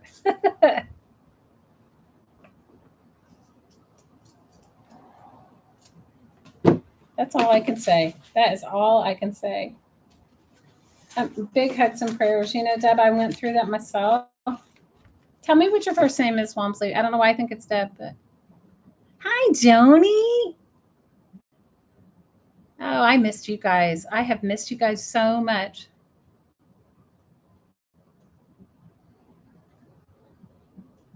So it is Deb.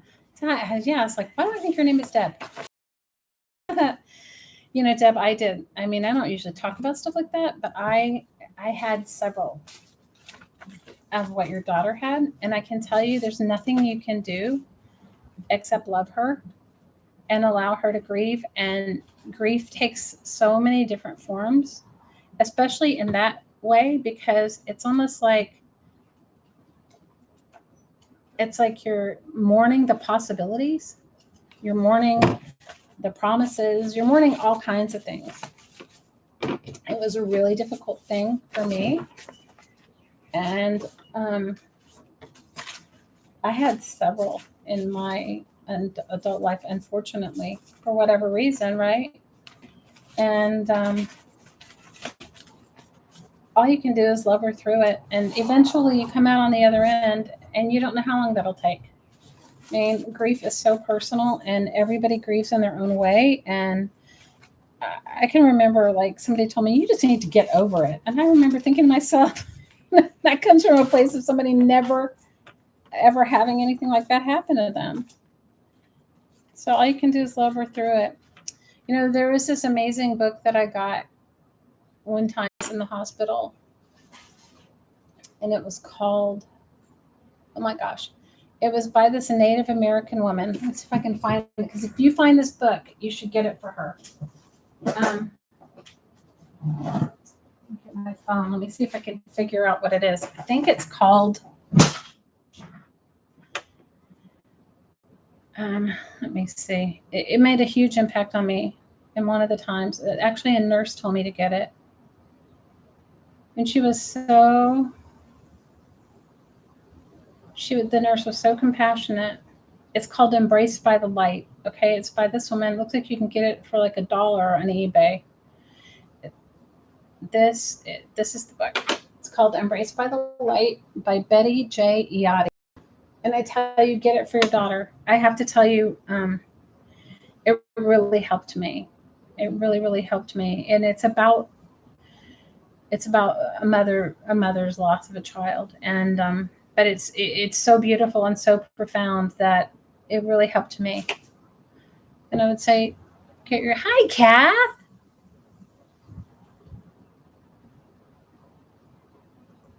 Ellen, do you only notice Pillsbury style biscuits there? Oh no. Your son's coming to Hawaii in January. Oh, Johnny, hopefully he has a wonderful time.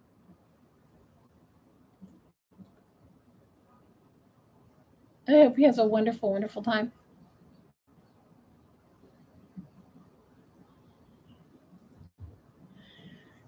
You're so funny, Kathy. Only thing missing is Pillsbury.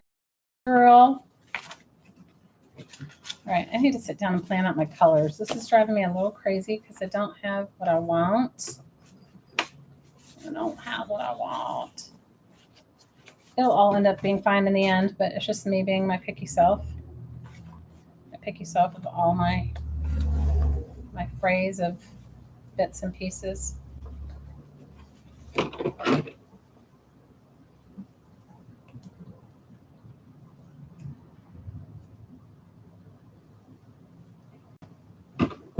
Maybe I should sew the signatures together first, but I never have good luck sewing things on after the fact. So anyway.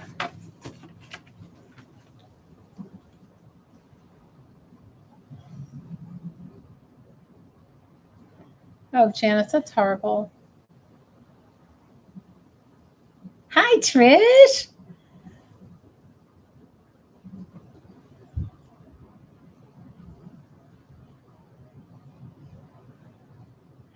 Oh, Deb, I'm so sorry.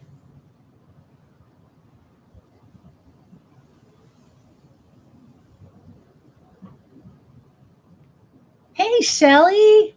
I'm happy to see you too. I'm happy to see you guys. All right, I got to plan out my color scheme. My color scheme isn't working for me. Having my own moment. This is what I get for just like picking up whatever I have. I mean, I'm sure in the end it'll be fine. It's just having my own moment. And I got a fan on it here and all my stuff's blowing. Okay, let me see.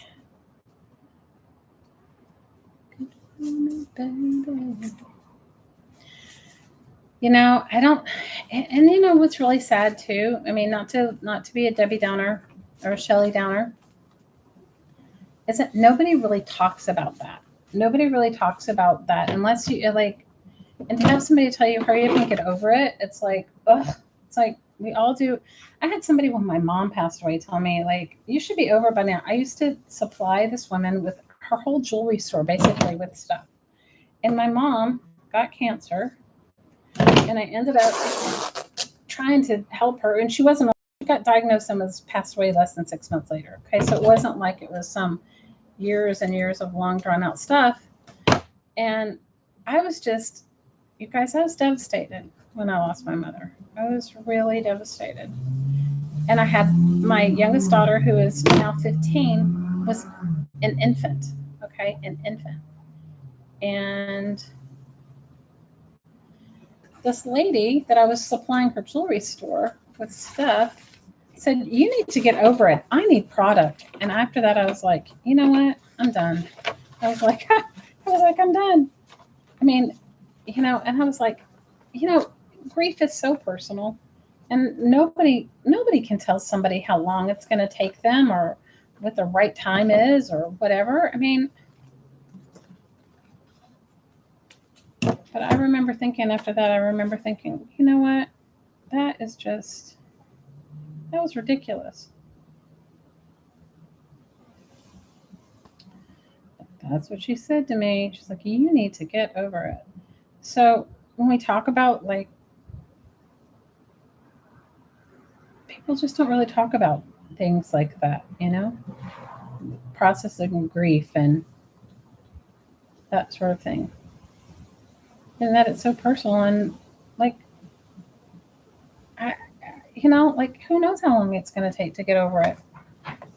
And who can judge? I mean, and it's like, you know,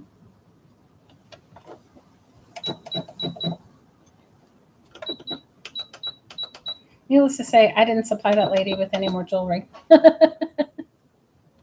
Everyone does go through grief differently, Deb. You're absolutely right. I'm telling you, get that book, though. Get that book, Embraced by the Light. I will tell you, I'm not a big proponent of, like, get it and read it yourself. You probably could get it at the library. So Betty J. Yachty is a Native American woman. And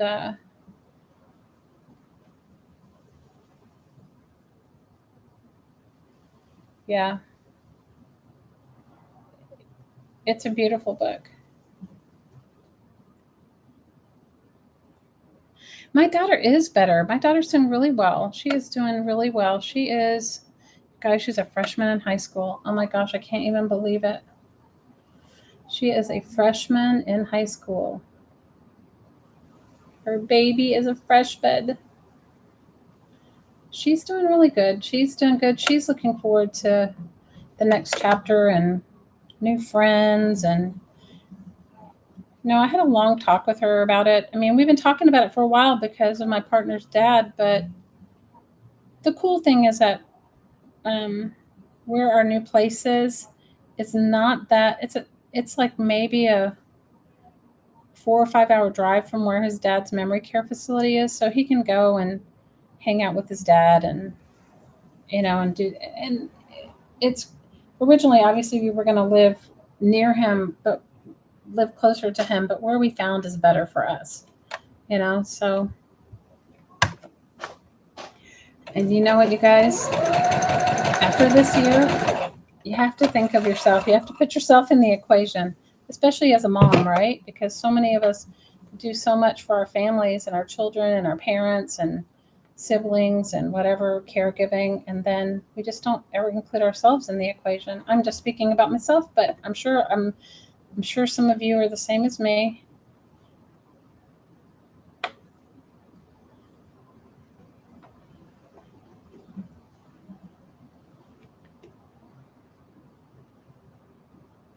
I'm sorry, I missed what you say.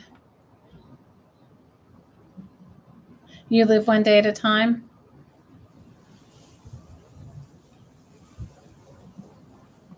What happened, Kathy? You have, right? You just live. You do just live one day at a time.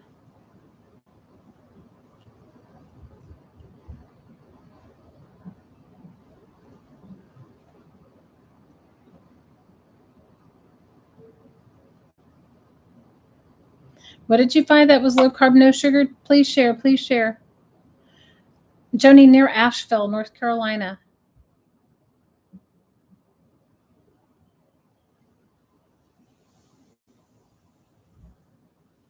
Oh, Kathy, I'm so sorry, girl. I love you.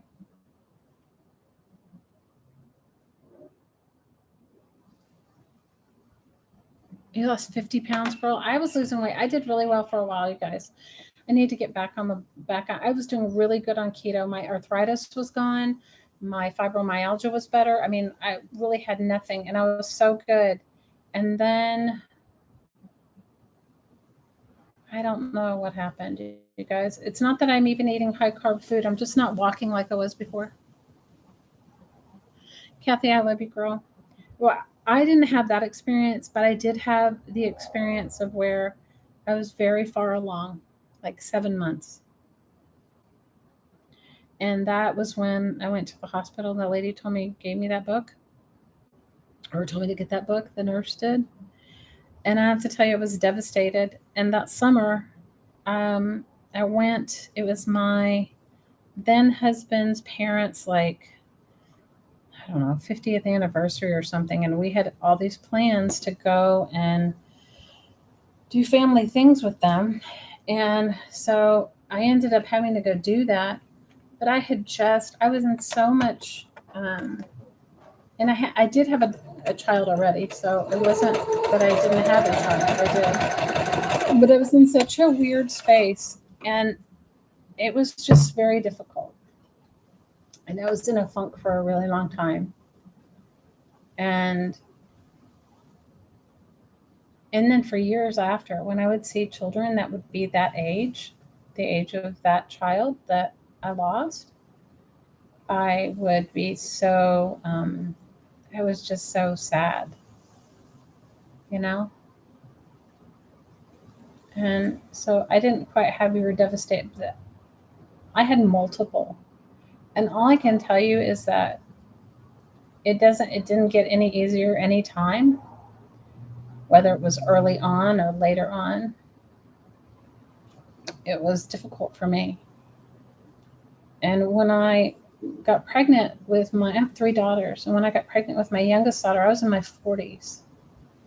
And I have to tell you, I was pretty fear filled during that pregnancy, most of the pregnancy, because of my previous experiences, you know? And so it was, and I don't really talk about it with people, but that's what I'm saying to you, Deb. It's like, it's so personal, and there's nothing you can do except be there for her. And only and she won't even know how long it's going to take her to go through it. Does that make sense? Maybe what I'll do is I'll sew maybe I didn't leave enough to have a big enough of a ruffle. But my heart hurts for her, Deb. My heart hurts for her, and I send her so much love. And I think that we as women don't really talk about it. I mean, I found that out, and I found, like, when I like it was like almost like taboo, and why, I don't know. I mean, it happens.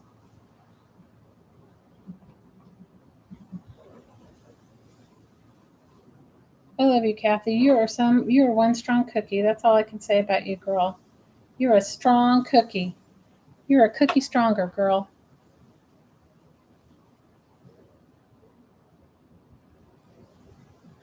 No, you can't. Hi, Sage. That's my youngest one. Freshman in high school. Which I can't believe, you guys. So you guys want to laugh. So my oldest daughter, she'll be 30 this year, and Seisha's 15. So I was asking my older daughter, I said, are you going to have kids? Because we've been talking about, my hottie and I have been talking about the fact that we don't think any of our kids are going to have kids. We're just going to have granddogs and grandcats. When I had her, my oldest daughter said to me, when I asked her about it, she said, you had your own grandchild. See, you guys, there you go. That's my kids for you. You had your own grandchild, Mom.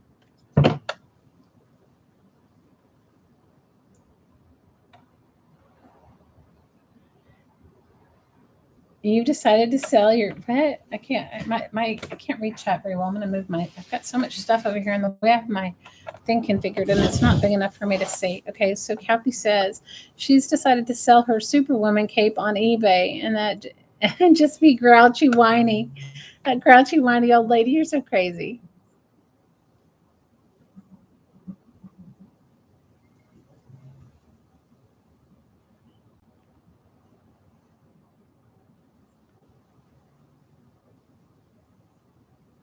You guys are all welcome to come to my house when I move. Are you kidding? I got a big enough house I can have a craft retreat anytime.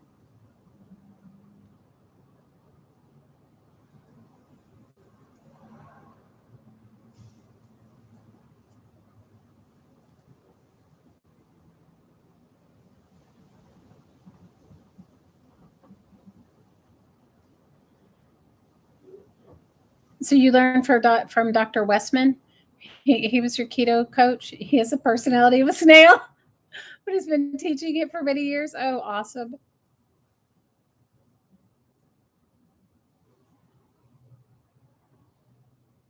Yeah, Waynesville's not far from where we got our house.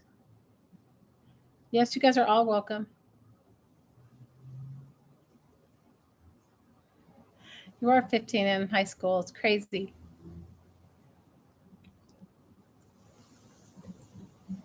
Your husband's is Taiwan. He'll only move where there's no state tax. Oh, you're so funny. Kath, I don't know. For us, it was just like, it was, it really wasn't, we weren't even thinking about that. We were just thinking about taking care of his dad. And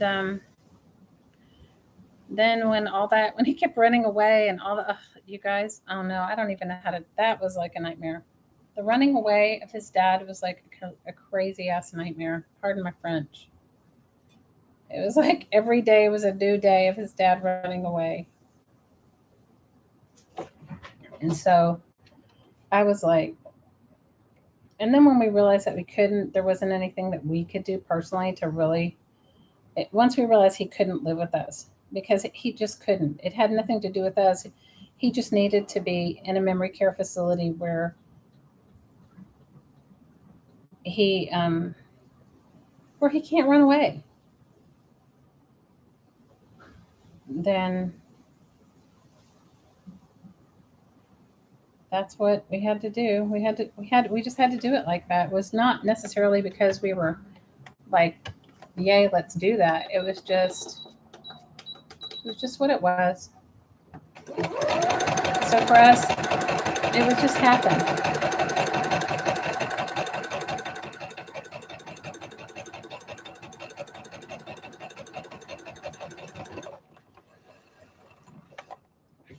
So, and I have to say, I'm a wimp for cold weather. I haven't lived in cold weather. I haven't lived on the East Coast in 13 years. So, I would not be the best. I would not be the best candidate for cold weather. Because I don't even have a coat. Okay? That's bad. Don't even have a coat. How ridiculous is that? I have one pair of closed-toed shoes. That I'm gonna have to deal with. We were talking about that today. We're talking about clothes and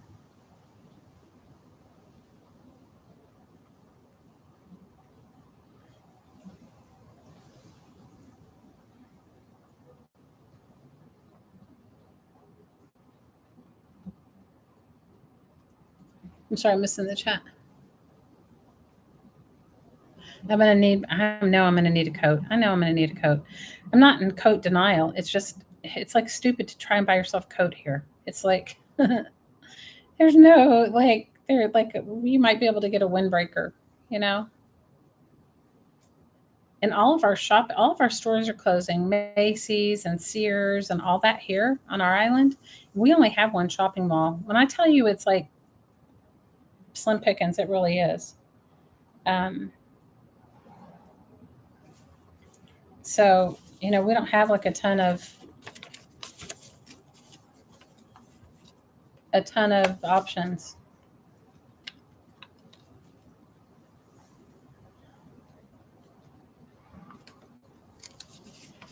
So It's just one of those things where you just got to go, maybe I'll just make a bunch of waffles and then I'll figure out what I'm going to cut them up and do. See, I had no game plan on him crafted in a while. Yeah, we have no thrift stores. Hi, Laura. We have 0 thrift stores. 0, 0, 0 thrift stores. It won't be too bad. What do you say? It says it won't be too bad.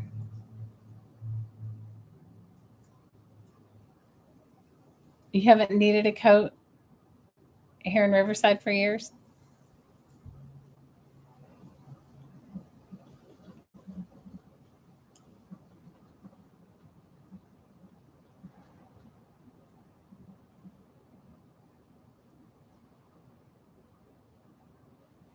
I missed what you did. I have to go back up and look at the chat. What did you do, Dana? What did you do? What did I missed the let's see. Let me go back up and see.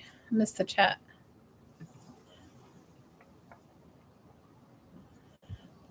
High school can be safe, Sasha. Sasha said high school can be stressful. I agree with you, Dana. Sasha said she might have a child, but she's 15. She not too soon, okay, sister? Yeah, Kath, she doesn't need to give me a stroke. I agree with you there.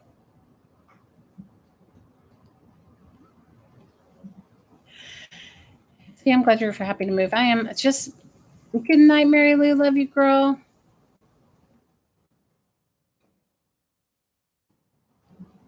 You had a friend who hiked the whole Appalachian Trail by herself. I want to hike some of it, not by myself though. Your friend is brave.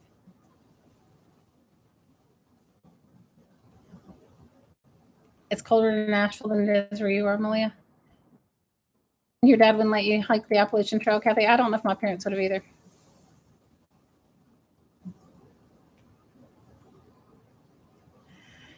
We're moving near Asheville, North Carolina, Deb. I'm looking forward to thrift stores. I love thrift stores. We don't have good ones here. Order everyone some Long Johns before I move, baby. Okay, it reminded you of Long John Silver's Lucinda. Oh my God, I haven't eaten there in years. I can come to Florida for a getaway. That sounds good to me.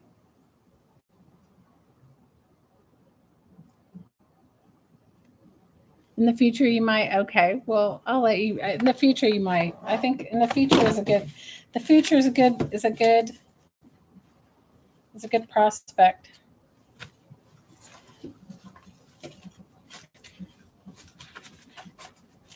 Yeah, my eldest daughter told me I had my own grandchild when I had Sasha.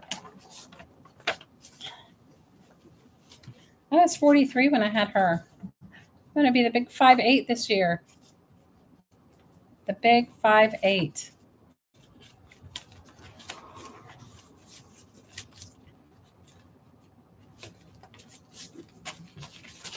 The big 5'8". I can't believe it. 5'8". That's crazy.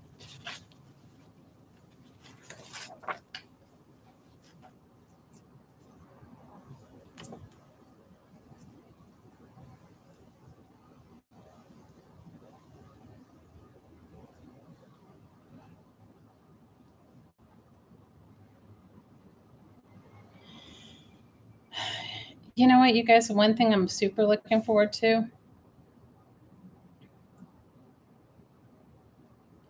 Looking forward to like all those like places. Like we have very little. Like if you want to go to like a fast food restaurant here, you have your choice like McDonald's and Burger King. That's it.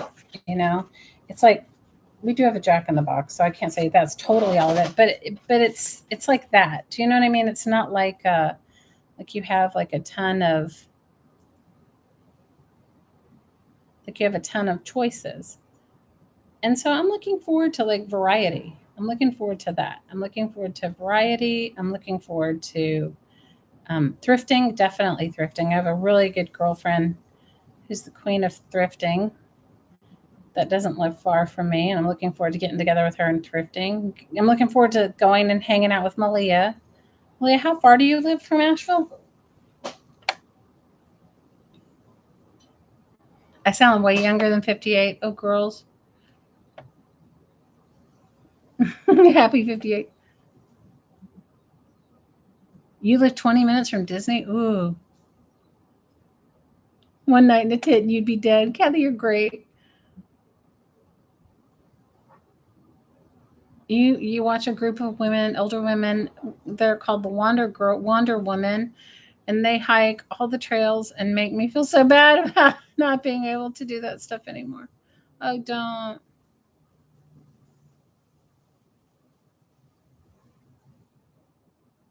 One night in a tent. Oh, girl, my tenting days are. I like to camp a little, but not like that anymore. You're 3 hours away. That's a day trip for me, Malia. You're talking about long johns as close we were, Lucinda, because you were talking about how cold I'm going to be. Your mind went to food.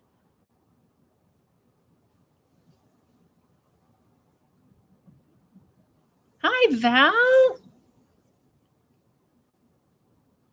I'm moving to Asheville, but I would definitely come and see you in Arizona. When is your house? When is your house finished, girl? When is your house finished? I'm I'm buying an old house. You're getting a new house. Val's moving from Hawaii too, you guys. It's crazy for all of us. Born and raised, and she's moving. We do have a Jolly Bee. We have one that just opened here. I'm not crazy about Jolly Bee. I honestly haven't been that very many times.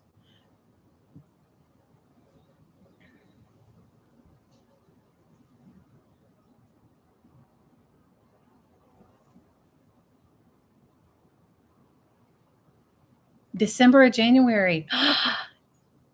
You're packing in December and making the move in January. So are you taking your stuff with you, or are you just letting it all go and getting new? I called around to see how much it would cost for me to just move some things, not a lot of things, just a few. It was like 5 grand, and I thought, I don't even have. I don't even know if I have 5 grand worth of stuff. Do you know what I mean? Maybe it'd be better on this paper.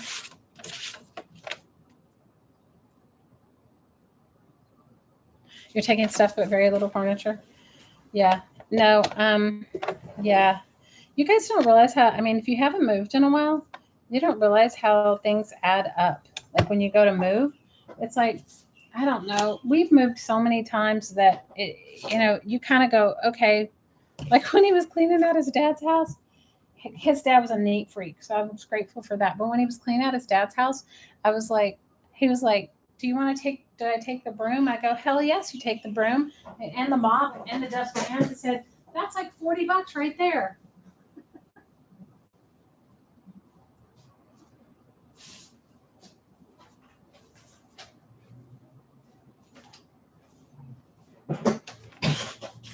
That's $40 right there.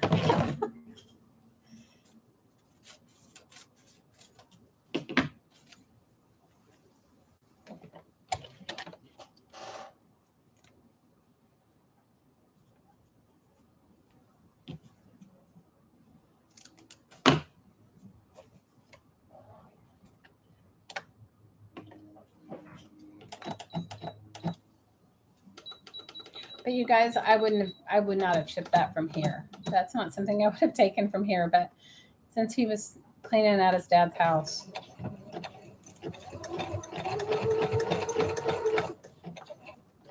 since he was cleaning out his dad's house anyway, I was like, yeah, take it. You know. So that's why. But I wouldn't take that from here normally. Honestly, I think the only real things we're taking from here are I told you I'm taking my quilts, I'm taking my things I've made, my quilts. He's taking his paint. He's a fine art painter. He's taking some canvases and paintings that he's done. He's taking some, we're taking art supplies, that kind of, his paints. He's got crazy expensive paintbrushes and paints and that sort of thing. So he's taking that. But I don't know. I don't necessarily think we would take. I don't know that we would normally take it all, but I mean, maybe we would normally take it all, but moving this way, we're not taking much of it. Not that we don't want to. It's like $5,000 to move something like, I don't know. It was very little.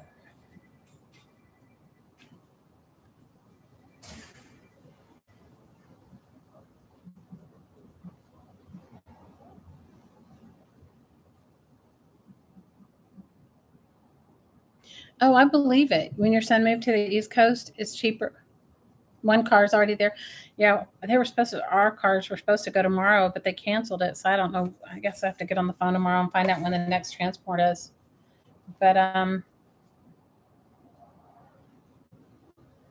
yeah, we are definitely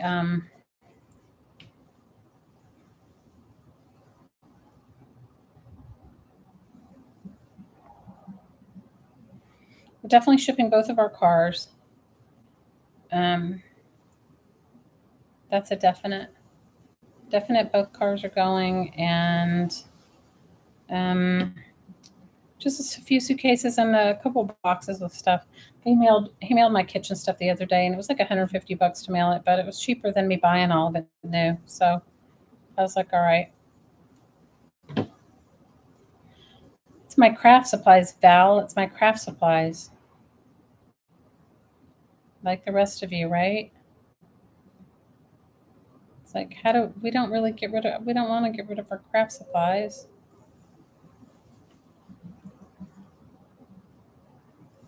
After combining 3 households and keeping just what we wanted, our kitchen is perfect. So all that's going. Oh, good for you. Val, who's moving with you? One of your daughters, yeah? Or two of your daughters moving with you? I saw the rough plans of your house. It's gorgeous. Gorgeous.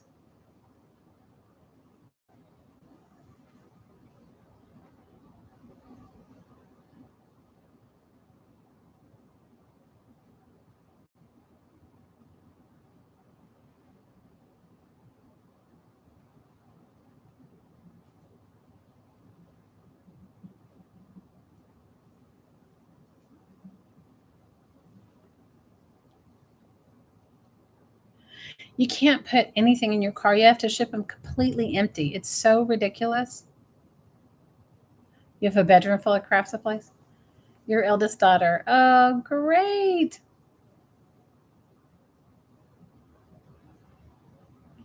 Oh, Val, that's so good. I'm so happy for you and your family. And I saw that picture of your granddaughter. First of all, I can't believe, I think I saw one of her like several years ago when she was really young or much younger. She has gotten so tall and she's so gorgeous and she does look just like you. I agree with you there. She looks just like you. Gorgeous.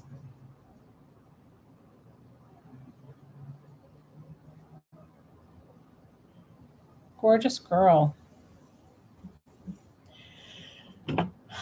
Guys, I can't even get it together to like decide what colors I want. This is what happens. This is what happens when you don't craft in a long time.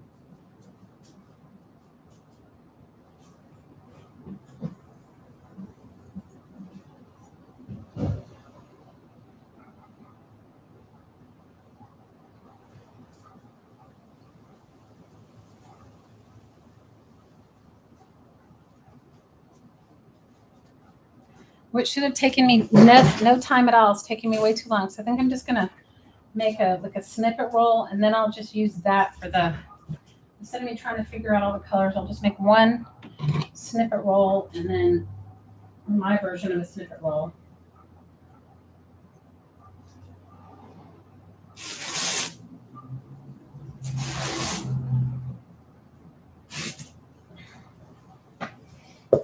See, you guys, this is why I don't make and sell journals because I can't.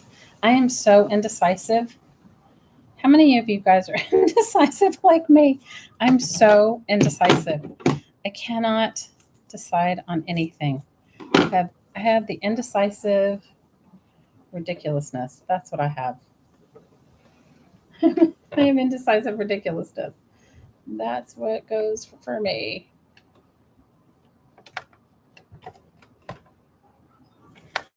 I'm missing the chat. Let me see what you guys are saying. You're in Winter Haven. Okay, let's see. If you could take your grandsons, you'd move tomorrow.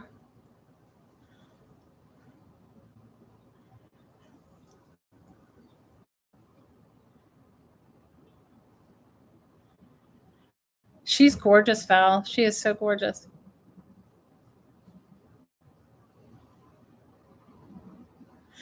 My car, well, our cars were supposed to get there by, if they had left, get there by the middle of November. But I'm told you they called us on Friday and said ours didn't make that transport. So I don't. But we borrowed a car um,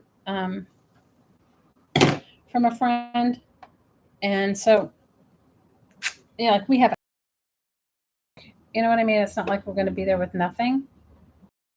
Um, it's not like we're going to be there with nothing, but it's not exactly like it's not ideal, you know. But and I thought we would actually just let our cars go and get a car there. But I don't know what's going on with the prices of cars. I mean, first of all, the cars are like there's not a lot of them there. Like I don't know. Is that pandemic wise? Is supply and demand? I mean, it's kind of like that here, but I would expect things here to be different than things there. You know, but I haven't been up on the news because I kind of live in a world of my own, doing my own thing all the time, and I'm not up on everything, so I'm not sure like everything that's going on. But when we were with our house and everything, just trying to rent a car when we were down there it was very difficult. So I don't know. I'm assuming it's like this whole supply and demand thing from COVID, but I maybe all up on it, and I don't know any of it. Some shortage. Oh, there you go. The chip shortage. There you go. They can't get parts for cars from China. Oh, great. Well, so we're taking our cars, and Val. Looks like you're taking your car too. Yeah, you just got a car, didn't you? Just get a truck last year. I just remember, sir, maybe 2 years ago.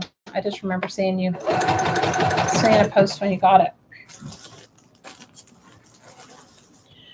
But yeah, I don't know. I'm just like,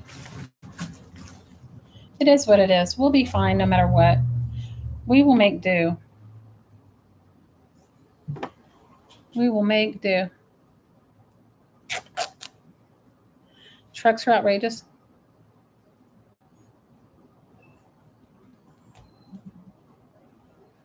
It took 6 weeks to get your husband's key fob to work. You mean because they didn't have the part for it, or they didn't have the pieces for it, or what? That's crazy. 6 weeks for a key fob? That's insane.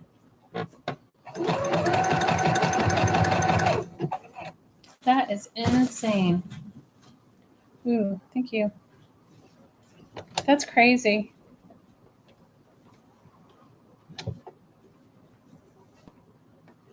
This will work out better for me in the long run, you guys, because then I can just make my tags and make my tabs from this, and it'll just be a mishmash, and it won't be me trying to figure it out. It'll just be what it is.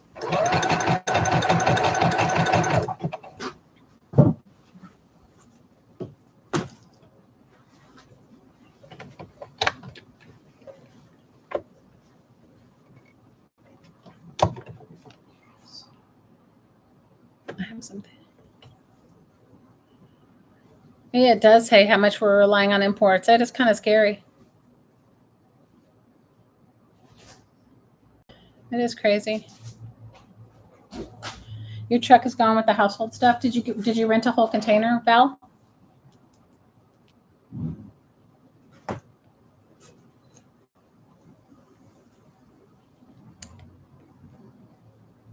Wow, that's crazy, Dana.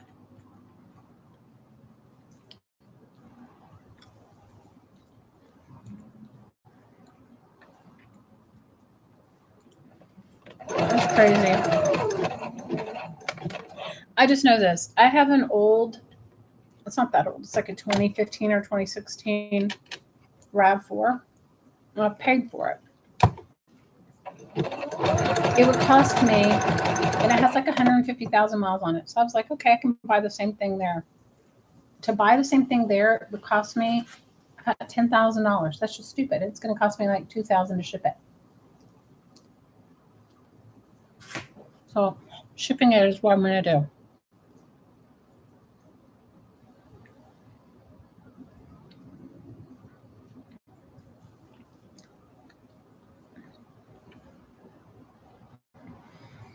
Lucinda, I think that we have been relying on, my sweetie just brought me some pizza, not sweet. I think we've been relying on foreign labor for so long because it's so much less cheap, less, that we have no idea. Nor do we have the infrastructure or workforce here that could do everything made in America, which is stupid.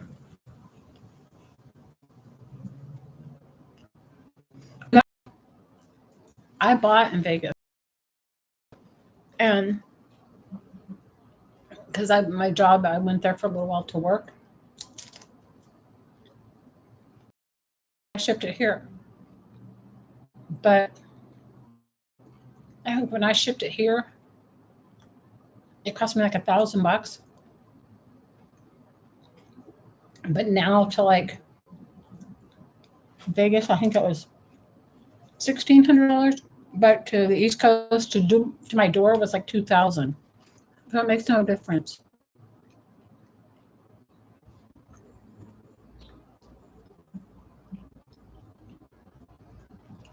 You hire movers. Oh, good for you.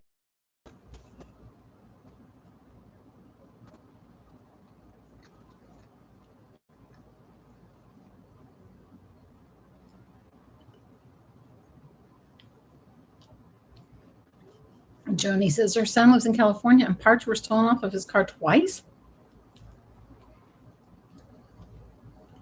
in the last 4 months. Oh my God.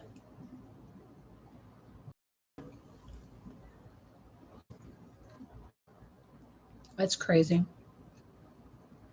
Night, Kim. Love you, girl. Hang in there. So happy to see you.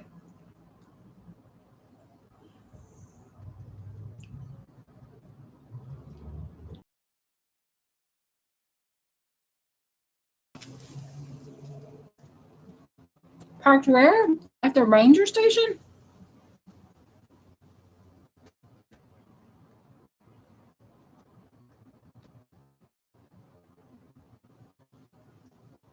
And it took 6 months to get it, and I know.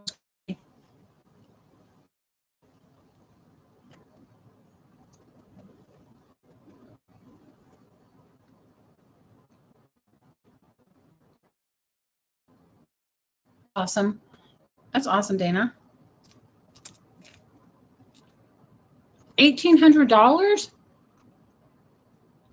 Oh my God. That's insane, Kathy.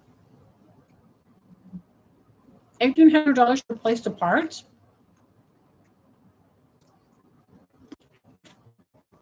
Oh my gosh. You guys, what is this? What's so crazy? Like, what are we doing? It's insane.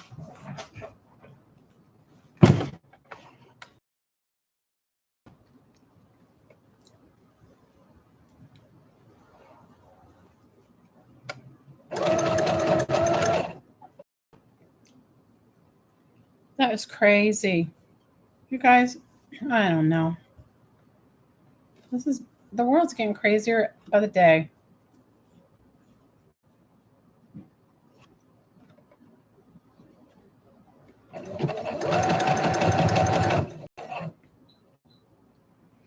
That is insane.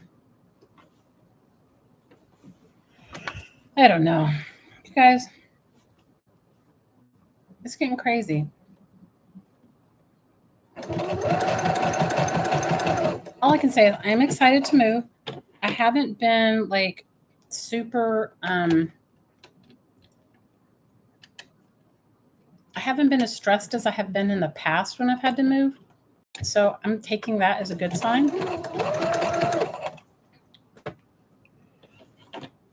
Originally I thought I'd quit my job and then we'd be done. You know, my job would be done. Originally, I was going to be able to work my job remotely. But then the company I worked for decided that it didn't want to do my position remote. And now, so I've already gotten, I'm scheduled to work for somebody else. And then they called me and said, oh, we changed our mind. Because I don't think they can find anybody to do the job I was doing. But you guys, it was so stressful. I said, I'll let you know once I get there. I'm not going to go back. I just can't. You know how like there's some things, Like, it ended for a reason. It's best to let it go. It's best to not even hold on to it.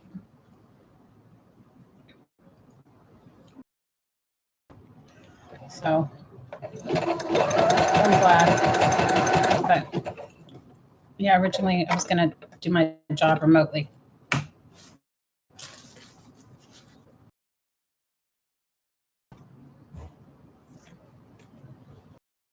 Sometimes new is better.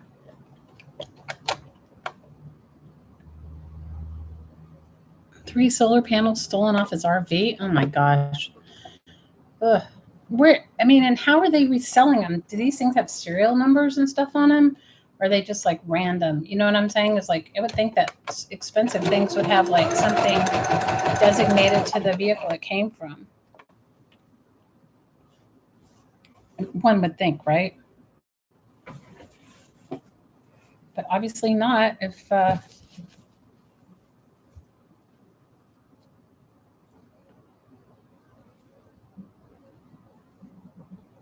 that's so crazy.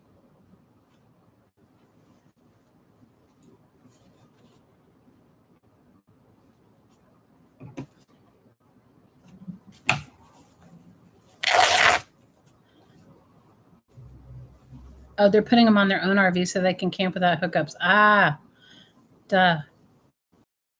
There is a market for stuff. I agree with you, Cassandra, but still, I mean, but see, I'm not a camper, so I don't know. I mean, I wouldn't know the ins and outs of that. Like, I wouldn't even think about that. Wouldn't even occur to me. Or stealing something wouldn't even occur to me either. So I'm not good for that.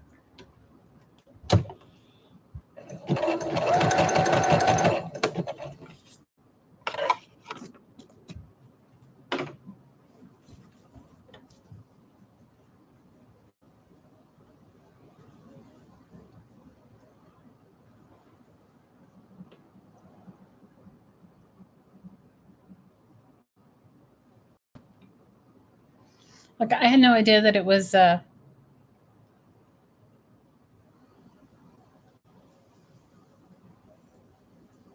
Pete says what? Kathy says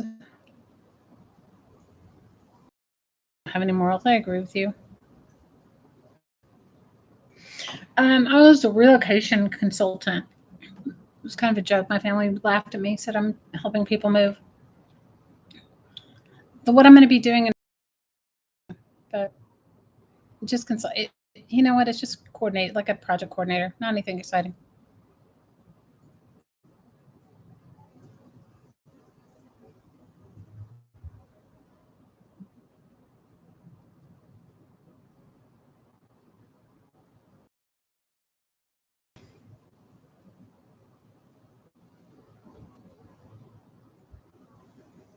You said if your home was not paid for, you'd surely have to live full time in your RV. Wow. You're going to sell your home? Where are you guys going to move? No more volunteering in state parks for you? Where are you going to move to, Kath?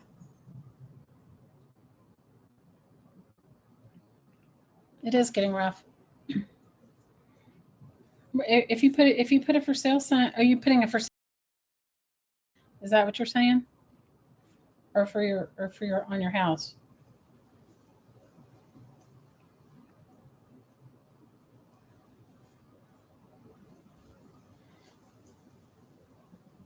Not selling your house, selling your RV. But is Pete still loving doing it? I mean, if you're still loving doing it, then I say keep doing it. But if it's like if it's becoming too much, then you go, I let it go. It's like not worth it if it's not fun anymore.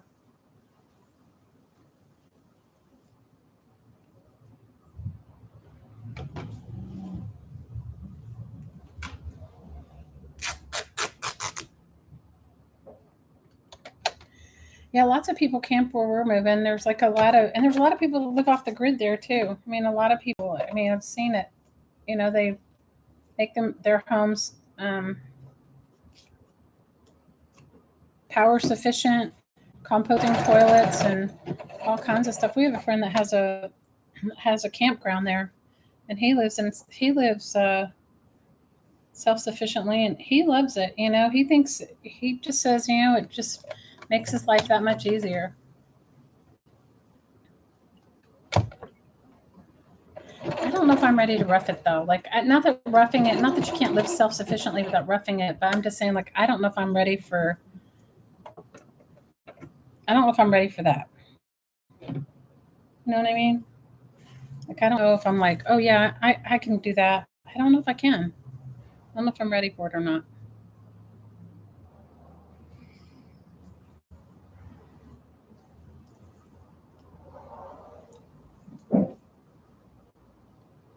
You'd like a tiny house? The problem with the tiny house for me is, you guys, if my whole tiny house would be full of craft supplies, and there'd be no room for anybody but my craft supplies. Kathy says, too bad if he still lets it. It has been dangerous out there. Oh, I'm so sorry. They have caught people who are wanted for murder, hiding in state parks. Oh my gosh. So many illegals holding in tents in the woods. It's scary. Oh, I'm sorry, Kathy. I had no idea.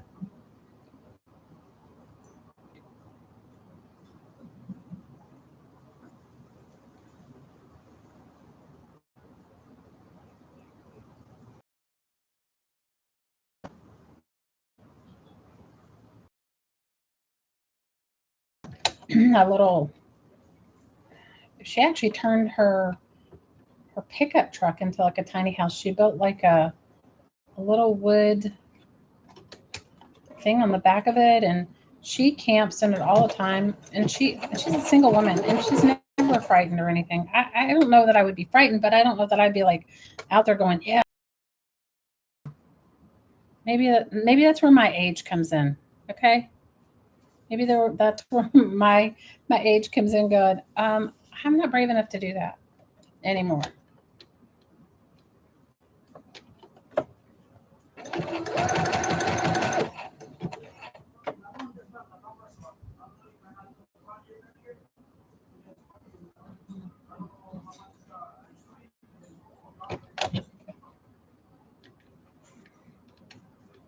But I think it's cool when people do like to do it. I mean, and I think it's cool when people find their zen in doing it. I mean, they certainly have a lot of people on YouTube that go and live in trailers or whatever. They're going for it. I mean, I live and drive around. You'd be terrified to do it alone. I think I would be too. You have a friend that bought a bus and renovated it into a house? That's cool. You guys, I'm just looking forward to my own space. That's mine. Uh, just looking forward to that. I'm looking forward to new friends, things. Cassandra can vouch for it. It's not easy living in Hawaii. Not that it's easy anywhere, but it's just, you're just solely dependent on tourism, and it's a lot.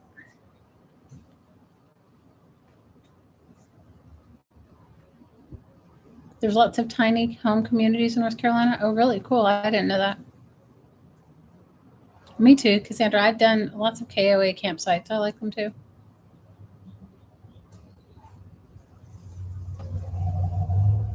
You want tons of videos and people turning their vans into. I've watched them too. My friend, you know what she turned hers into? They have like a, anyway, the island we live in, there's different rules and regulations depending upon what islands you live on. But on the one we live on, you can't live in some areas you can't have like a mobile home, but you can have like you couldn't have a trailer, but you could have a tiny home, like a tiny home, as long as it's on wheels. So I guess, I don't know if you could live in an RV. I don't know that it's, anyway. So she did something like that. Like she found her piece of land, and she can live it as long as it can't be like a permanent structure or something. I don't know. She either has to build like some big old house, which she doesn't have the money to do, or it has to be small. So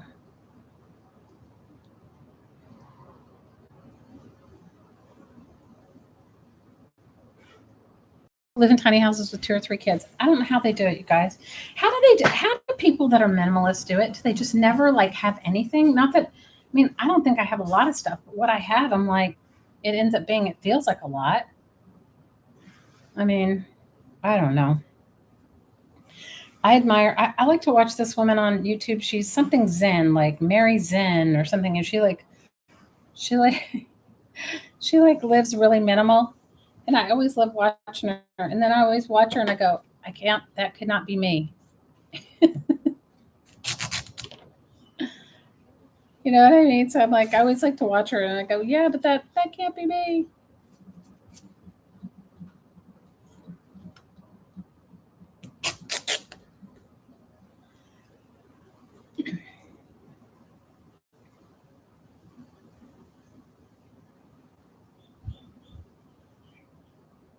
How many of you guys could do minimal?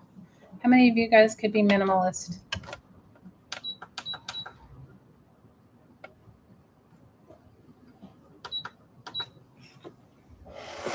Maybe some of you guys could really be minimalist. I don't know if I can. Not that I couldn't aspire to try to be, but I just don't know if I could. You know, haven't you watched some of these shows where people are like really minimalist and you're like, wow, how do they do it? You're just like, or maybe it's just me going, wow, how do they do it? I'm always like amazed when people live like super minimal.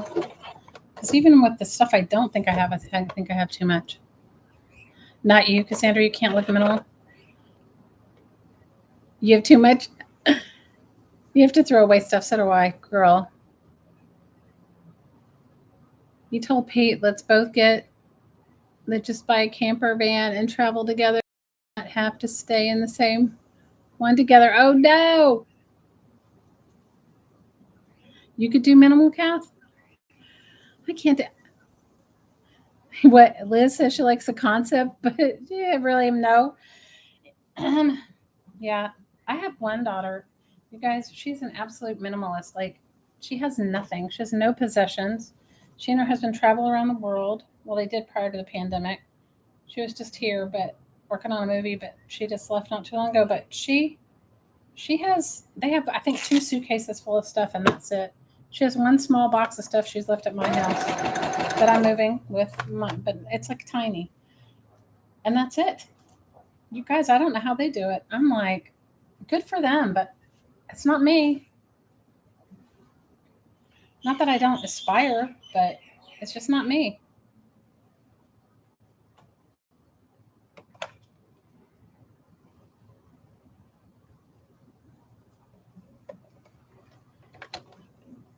But I do watch some people on YouTube that are like super minimalist. Do you guys ever watch any of them? Like when they talk about their minimalist life? I'm always in wonder about that, but hey,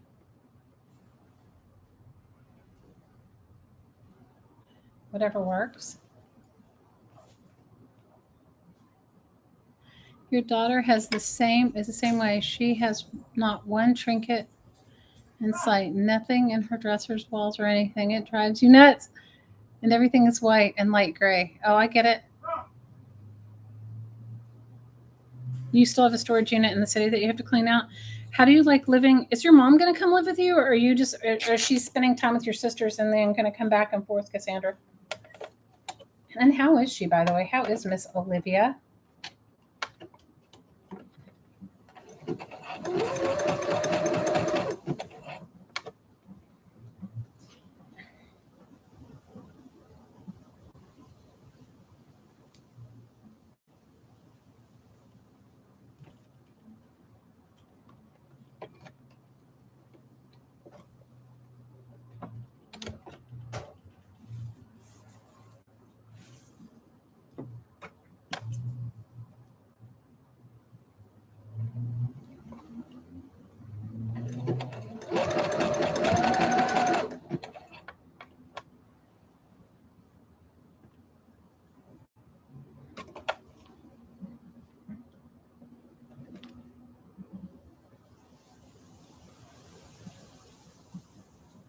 Your grandson has to move stuff in your house.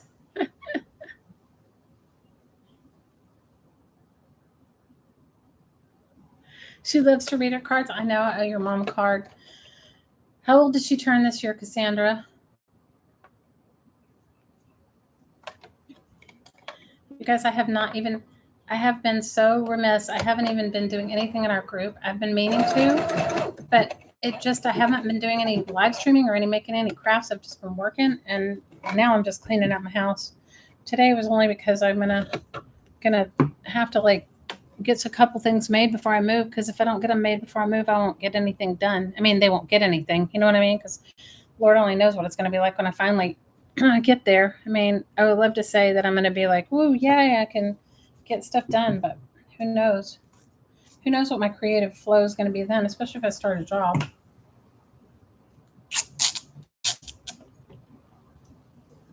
She comes to visit you between her doctor's appointments. She'll be 98 in January. Wow.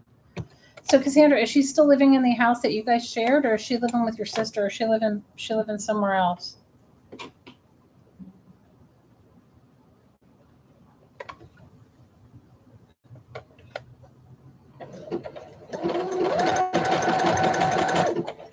Your mom's going to be almost 100. That's so amazing, Cassandra. That's so awesome. I really wish my mom was still around. I had the best mom, you guys. I had the most fabulous mother. I feel super, super, super lucky.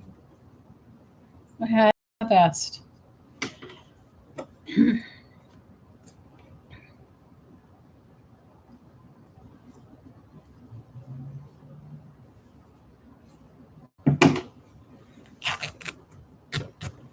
She's in her apartment in New York. Oh, you're in her apartment right now. Oh, there you go. Oh, I clean things up all the time and I can't find them. I can find it when I'm in a mess. But Lucinda, the other day, I cleaned up. Okay, I had something. I was like a part for something that I needed, like a part for computer gadget thing, and I was like, okay. And I cleaned up and I found it, and then I put it somewhere, and I don't know where I put it. Do you guys ever do that? Which is so frustrating for me.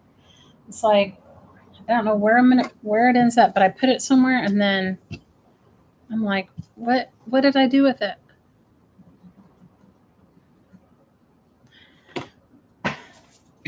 Is the city getting better? I hear mixed reviews from friends that some of them think it's much better, and others think that it's just worse. So everything's subjective. So who knows, right?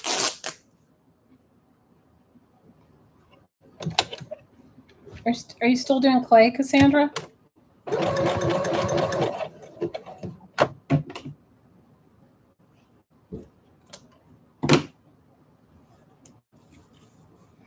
Cassandra is like the polymer clay queen. If you ever see her work, it's gorgeous.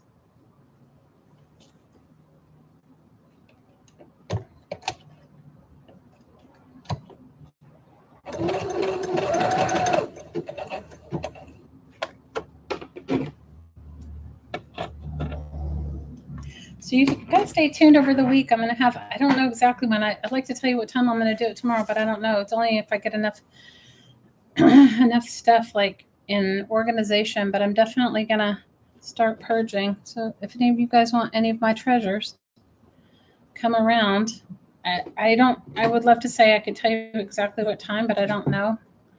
But over this next week, I'm definitely going to be having some live sales, and then also putting some stuff in my Etsy shop. Some of it is fabulous, you guys. Some of it is like, I'm like, if I had an unending supply of moving allowance, I would just take it with me, but I don't. So some of it is just going to have to find better homes. Not that I don't love it, because I do, but I have more wallpaper books than I'll ever be able to use. I have more fabric than I'll ever be able to use, at least here. And you guys, the sad thing is, I already shipped myself some fabric. All right, I shipped some fabric to myself. Okay, and I will still take some, but I have way more than I can even send to myself. So if you guys are around this week, come out back and check it out, and I'll hopefully be on here Purging. You're afraid to ride the subways. I get it. You're on a paper binge right now. Whew. You're looking for your alcohol links. Oh, girl, I found a ton of mine the other day. I was like, okay, I'm bagging these up. I'm taking these with me.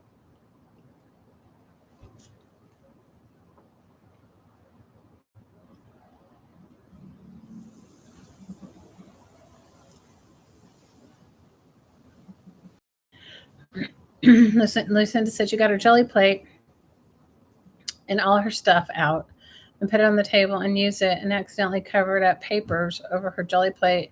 Total 30 minutes looking for it. Oh, girl, please. I can't even tell you. I think the hardest part for me is like not papers and scrapbook paper or this kind of paper binge. It is like dealing with all the like paper documents that you need to keep. It's been a difficult thing for me.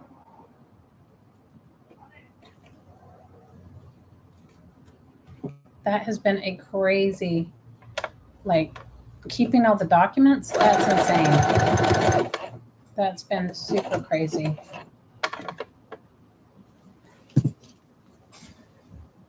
You guys know what I mean? Like you have documents and you're like, oh yeah, and then you're like, oh, how many more do I have to? Oh no. How's your new place, Lucinda? Are you guys happy? Are you and your son happy in your new place? I'm so happy about your diagnosis. What great news. Good for you. Lucinda, you've overcome so many things. That is just so awesome. Super awesome, girl.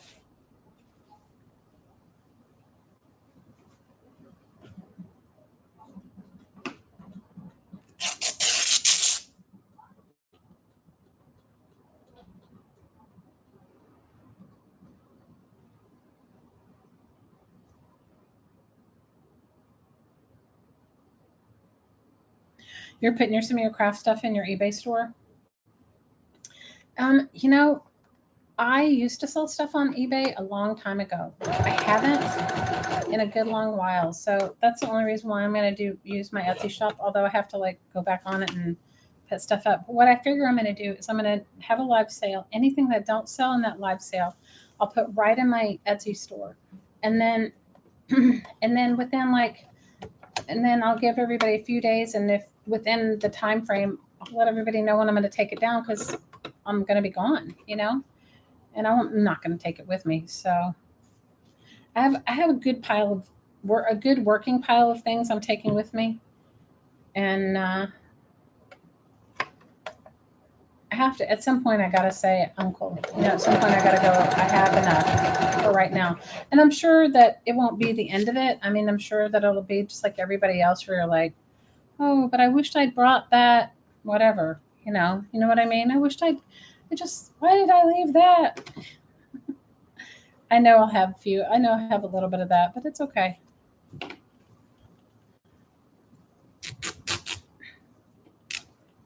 You like it pretty well, but it's still a big transition. Yeah, I get it.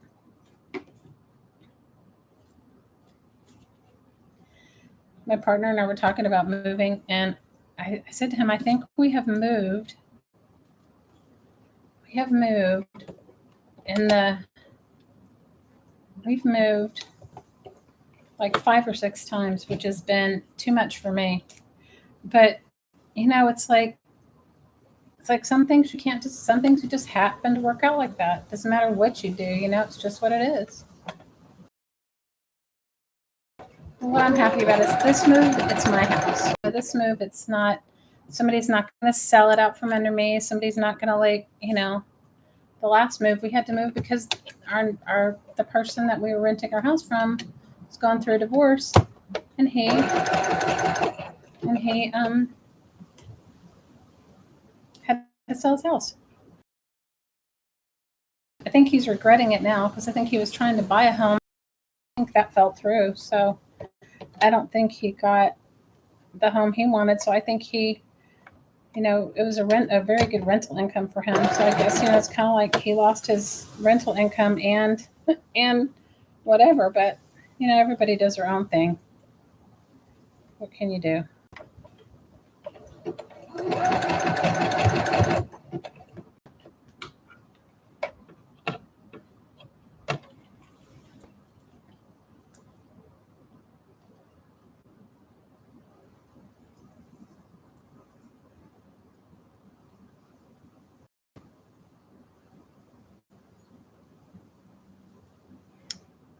I hear you.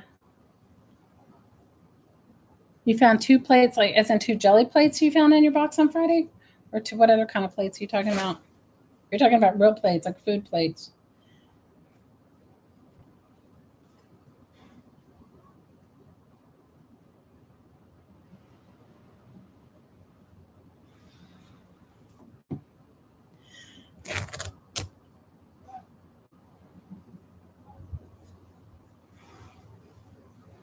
Yeah, renters renting out places. Yeah, I understand. I've heard a lot about that too. That seems crazy. Doesn't it seem crazy that people could be renting out places that they don't even own? How does that work? They find a listing on.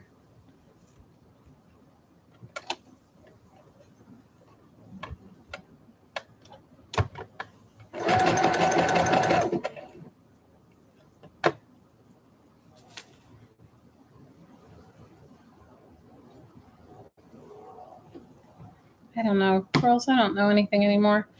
Maybe I'll make some tabs out of this. Because you only have one, you guard it. You're so funny. Jelly plate. Yeah, I packed all mine. I took my jelly plates. I took my alcohol inks. I took my magicals. I took my Lindy Stamp Gang sprays. I took my I took some stamps and some stamping ink. Not a lot though. I took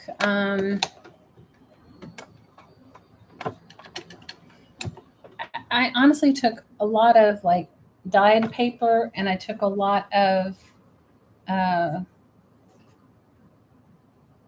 that kind of thing. Like stuff I dyed, stuff other people gave me that's dyed. I took that stuff.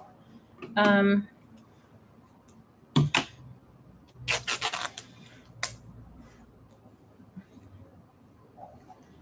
took a handful of books. I don't know. I let go of a lot of stuff too already. Like I took. They opened up for a minute here before they closed everything back down. So I took some stuff to like. We have a friends of the library organization here, so I took some stuff to that. I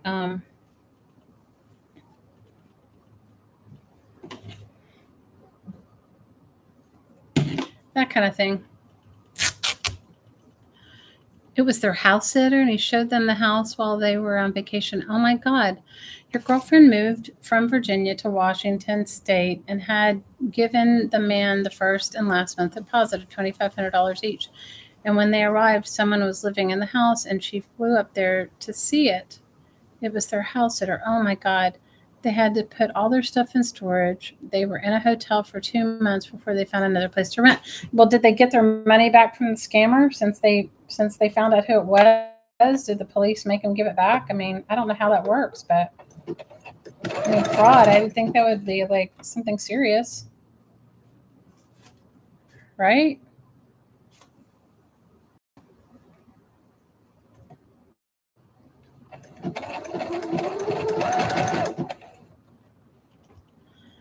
Oh my God. When they were selling the house that we used to live in, and like something's too good to be true when the rent is reasonable here. And so I looked it up and at least knew to cross reference if the house was for sale. Because what they were doing here is they would have all the pictures of the house and all that stuff. The thing here is if you ask them for a local number and tell them you want to meet them and they don't reply, then you know it's something going on, right? Because very few that live in Hawaii have an 808. Not everybody, but a lot have an 808 area code. So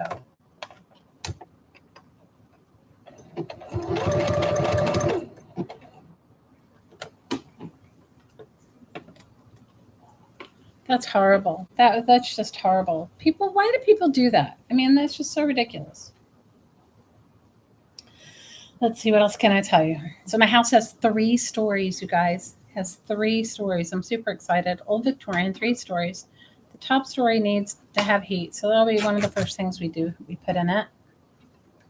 Has an amazing doorbell. It has, oh my gosh, you guys, in the closet of the house, in the closet were some of the original lighting fixtures they saved. I was like, oh, I think I cried when I saw that. I was so happy.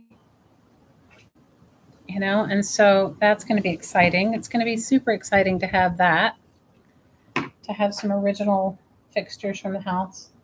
I'm excited. Let's see, what else can I tell you? I'm going to buy, the one thing that we definitely are going to do besides putting heat on the 3rd floor is put an extra bathroom on the 3rd floor. So that we're going to do. I don't know how soon, but that we're going to do. But I'm going to see if I can get a greenhouse going.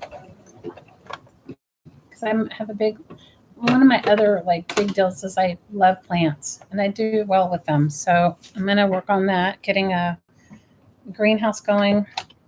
Then I would like to also plant some roses, like a rose garden. And what else? I don't know, stuff like that.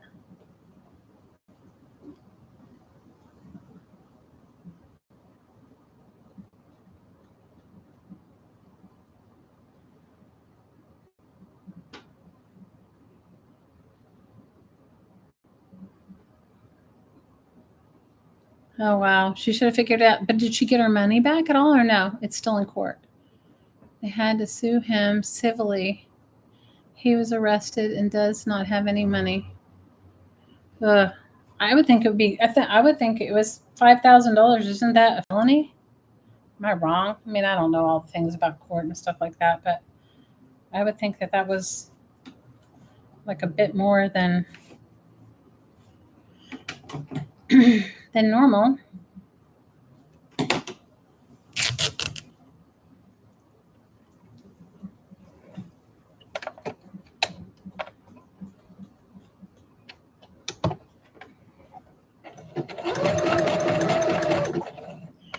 What do you guys think about postage going up? That I didn't realize because I haven't mailed out stuff. For a while I was selling used books.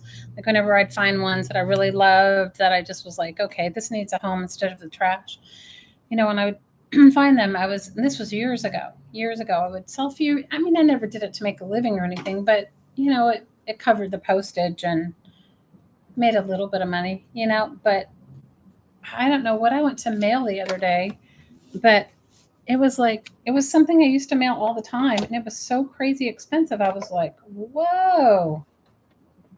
So I'm like, and I remember seeing somebody talk about the postage hikes because of the holidays, but I just think it's crazy.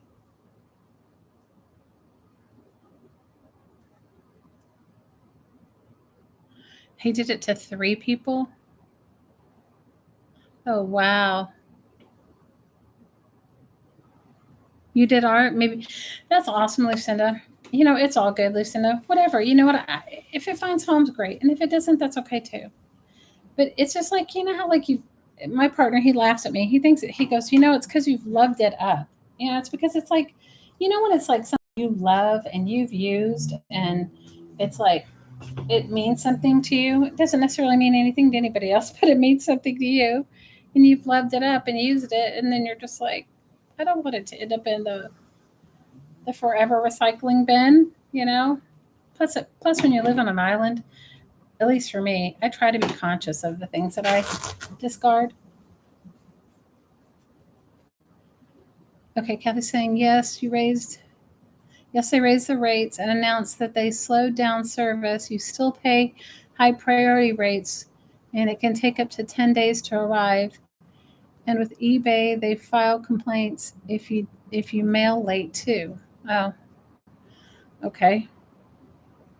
Well, I haven't eBayed in a long time. I was not that big on eBay, but I have sold I remember one of my kids when she was younger, we sold dishes on eBay. We used to live in New York City, and you'd find some amazing treasures, and some of them would be collectible. And she was like, don't know, remember what she wanted. It was something that I was like, I'm not buying that. She has to earn the money. But at some ages, your kids are too young to actually get a job. And so I helped her and we sold it, packed and sold it on eBay. It's like one time it was a bunch of old typewriters. And somebody was throwing them away in our apartment building, and there were multiples. It wasn't just one or two. It was like 3 or 4 typewriters. And then somebody was throwing away cookbooks. One lady, some china, all these things. And I remember, I want to say she wanted like a $2,000 computer or something that I thought at the time was a little too pricey for a child her age. And so I told her, well, if you make some of the money, I'll pay for. If you make half of it, I'll pay for half of it. And so I did eBay with her, and like the packing and the whole thing, that was like a whole ordeal. Like, because when you're packing like breakable things, that was intense. So I just remember doing it then, and she made her money or whatever it was she was trying to make, which was great. But I haven't really done it much, at least from here. My partner used to have an eBay business, and he did really well. But he used to drop ship electronics, and he would go and buy like complete stores out of things like, like businesses that were going out. He'd buy wherever, and then, buy like 25 or 50 of something, and then, that kind of thing. But I haven't done eBay in so long. I've bought things from eBay.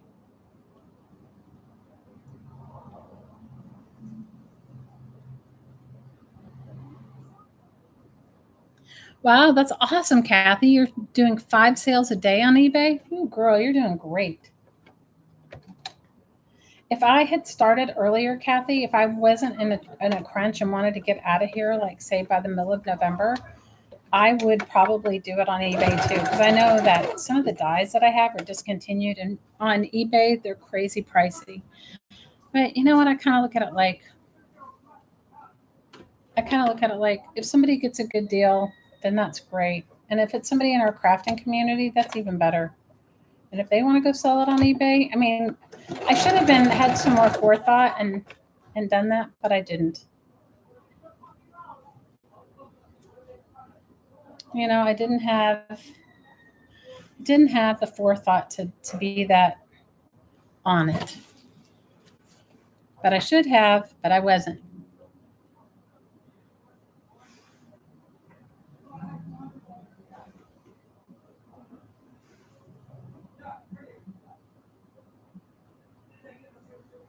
That's awesome, Kathy.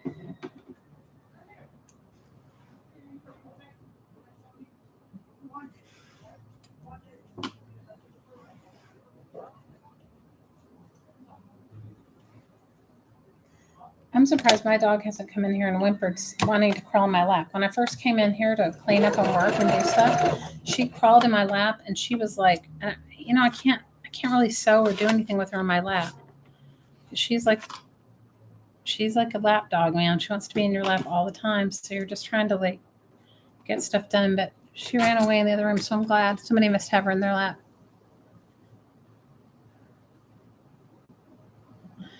So Kathy's saying she had 2 sons. He had 2 sons that moved out of state and stored all their stuff here. And when you asked them if they were coming to get it, they said, "Oh, we replaced it. It's cheaper than moving it."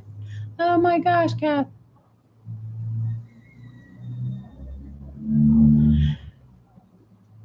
Definitely, Cassandra, you should do it, girl. You should definitely, if you can eBay it, if you can get the shipping thing down, then you can do it. I mean, the shipping thing is the only hard part of any of this.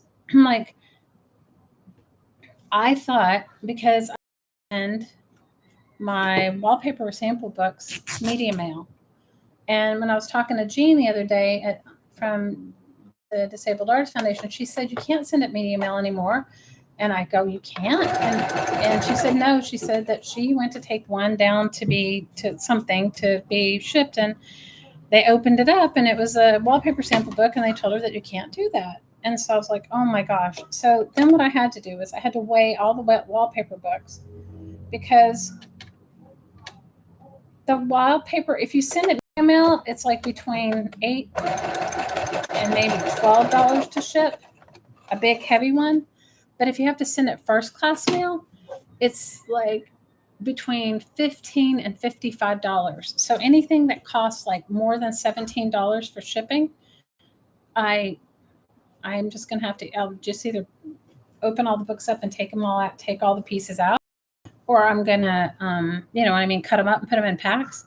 Because 55, it doesn't make any sense to ship a wallpaper sample book for $55. That's insane.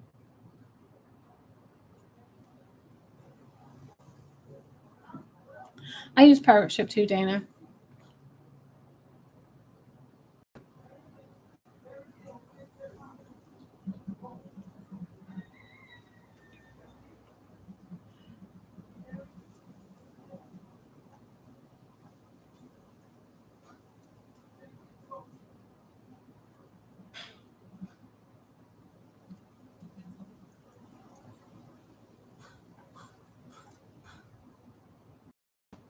Oh, that's a good idea. Kathy said she took all the wallpaper books apart and made flow books, and it fits in a medium priority box that way. That's a good idea.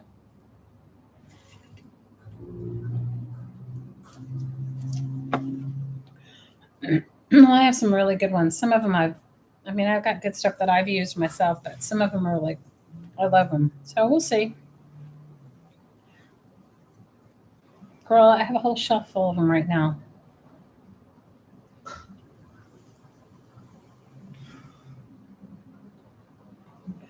All right. Well, I have a couple of snippet style beginning, rough beginning of use. Maybe I'll use that for my. Maybe I'll cut strips of them and use them for my tabs.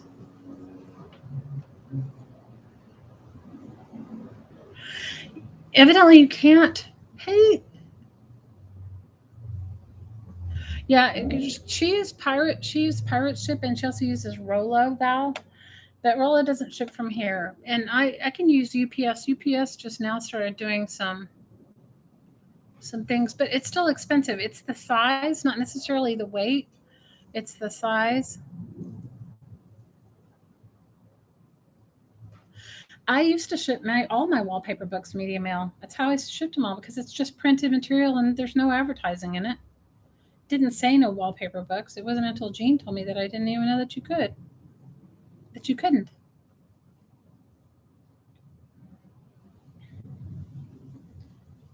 So who's lurking out there? I see a bunch of lurkers. Say hey. Say howdy. We always love lurkers. We love our lurkers. You guys, a million years ago, I was in Rosemary Morris's. She has a group called Trashy Junk Journals, and I made some crazy fringe, and I don't remember how, but I made it with all these different pieces of fabric, and I don't remember how I did it, and I really loved it, and now I'm just like, ugh, like I can't remember what I did, and I did it in a swap. Haven't you ever like done some of your best stuff and you give it away in a swap, and you go, how did I do that? Or that could just be me, but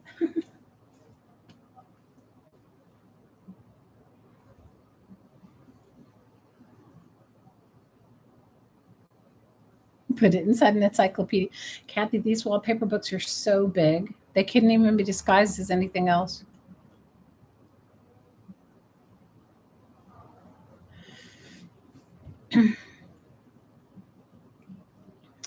Well, my lovelies, I'm going to let you guys go. I'm going to get ready for my sale tomorrow. I'm going to work on this little journal. I got to find my other paper. And hopefully I'll show you my journal tomorrow.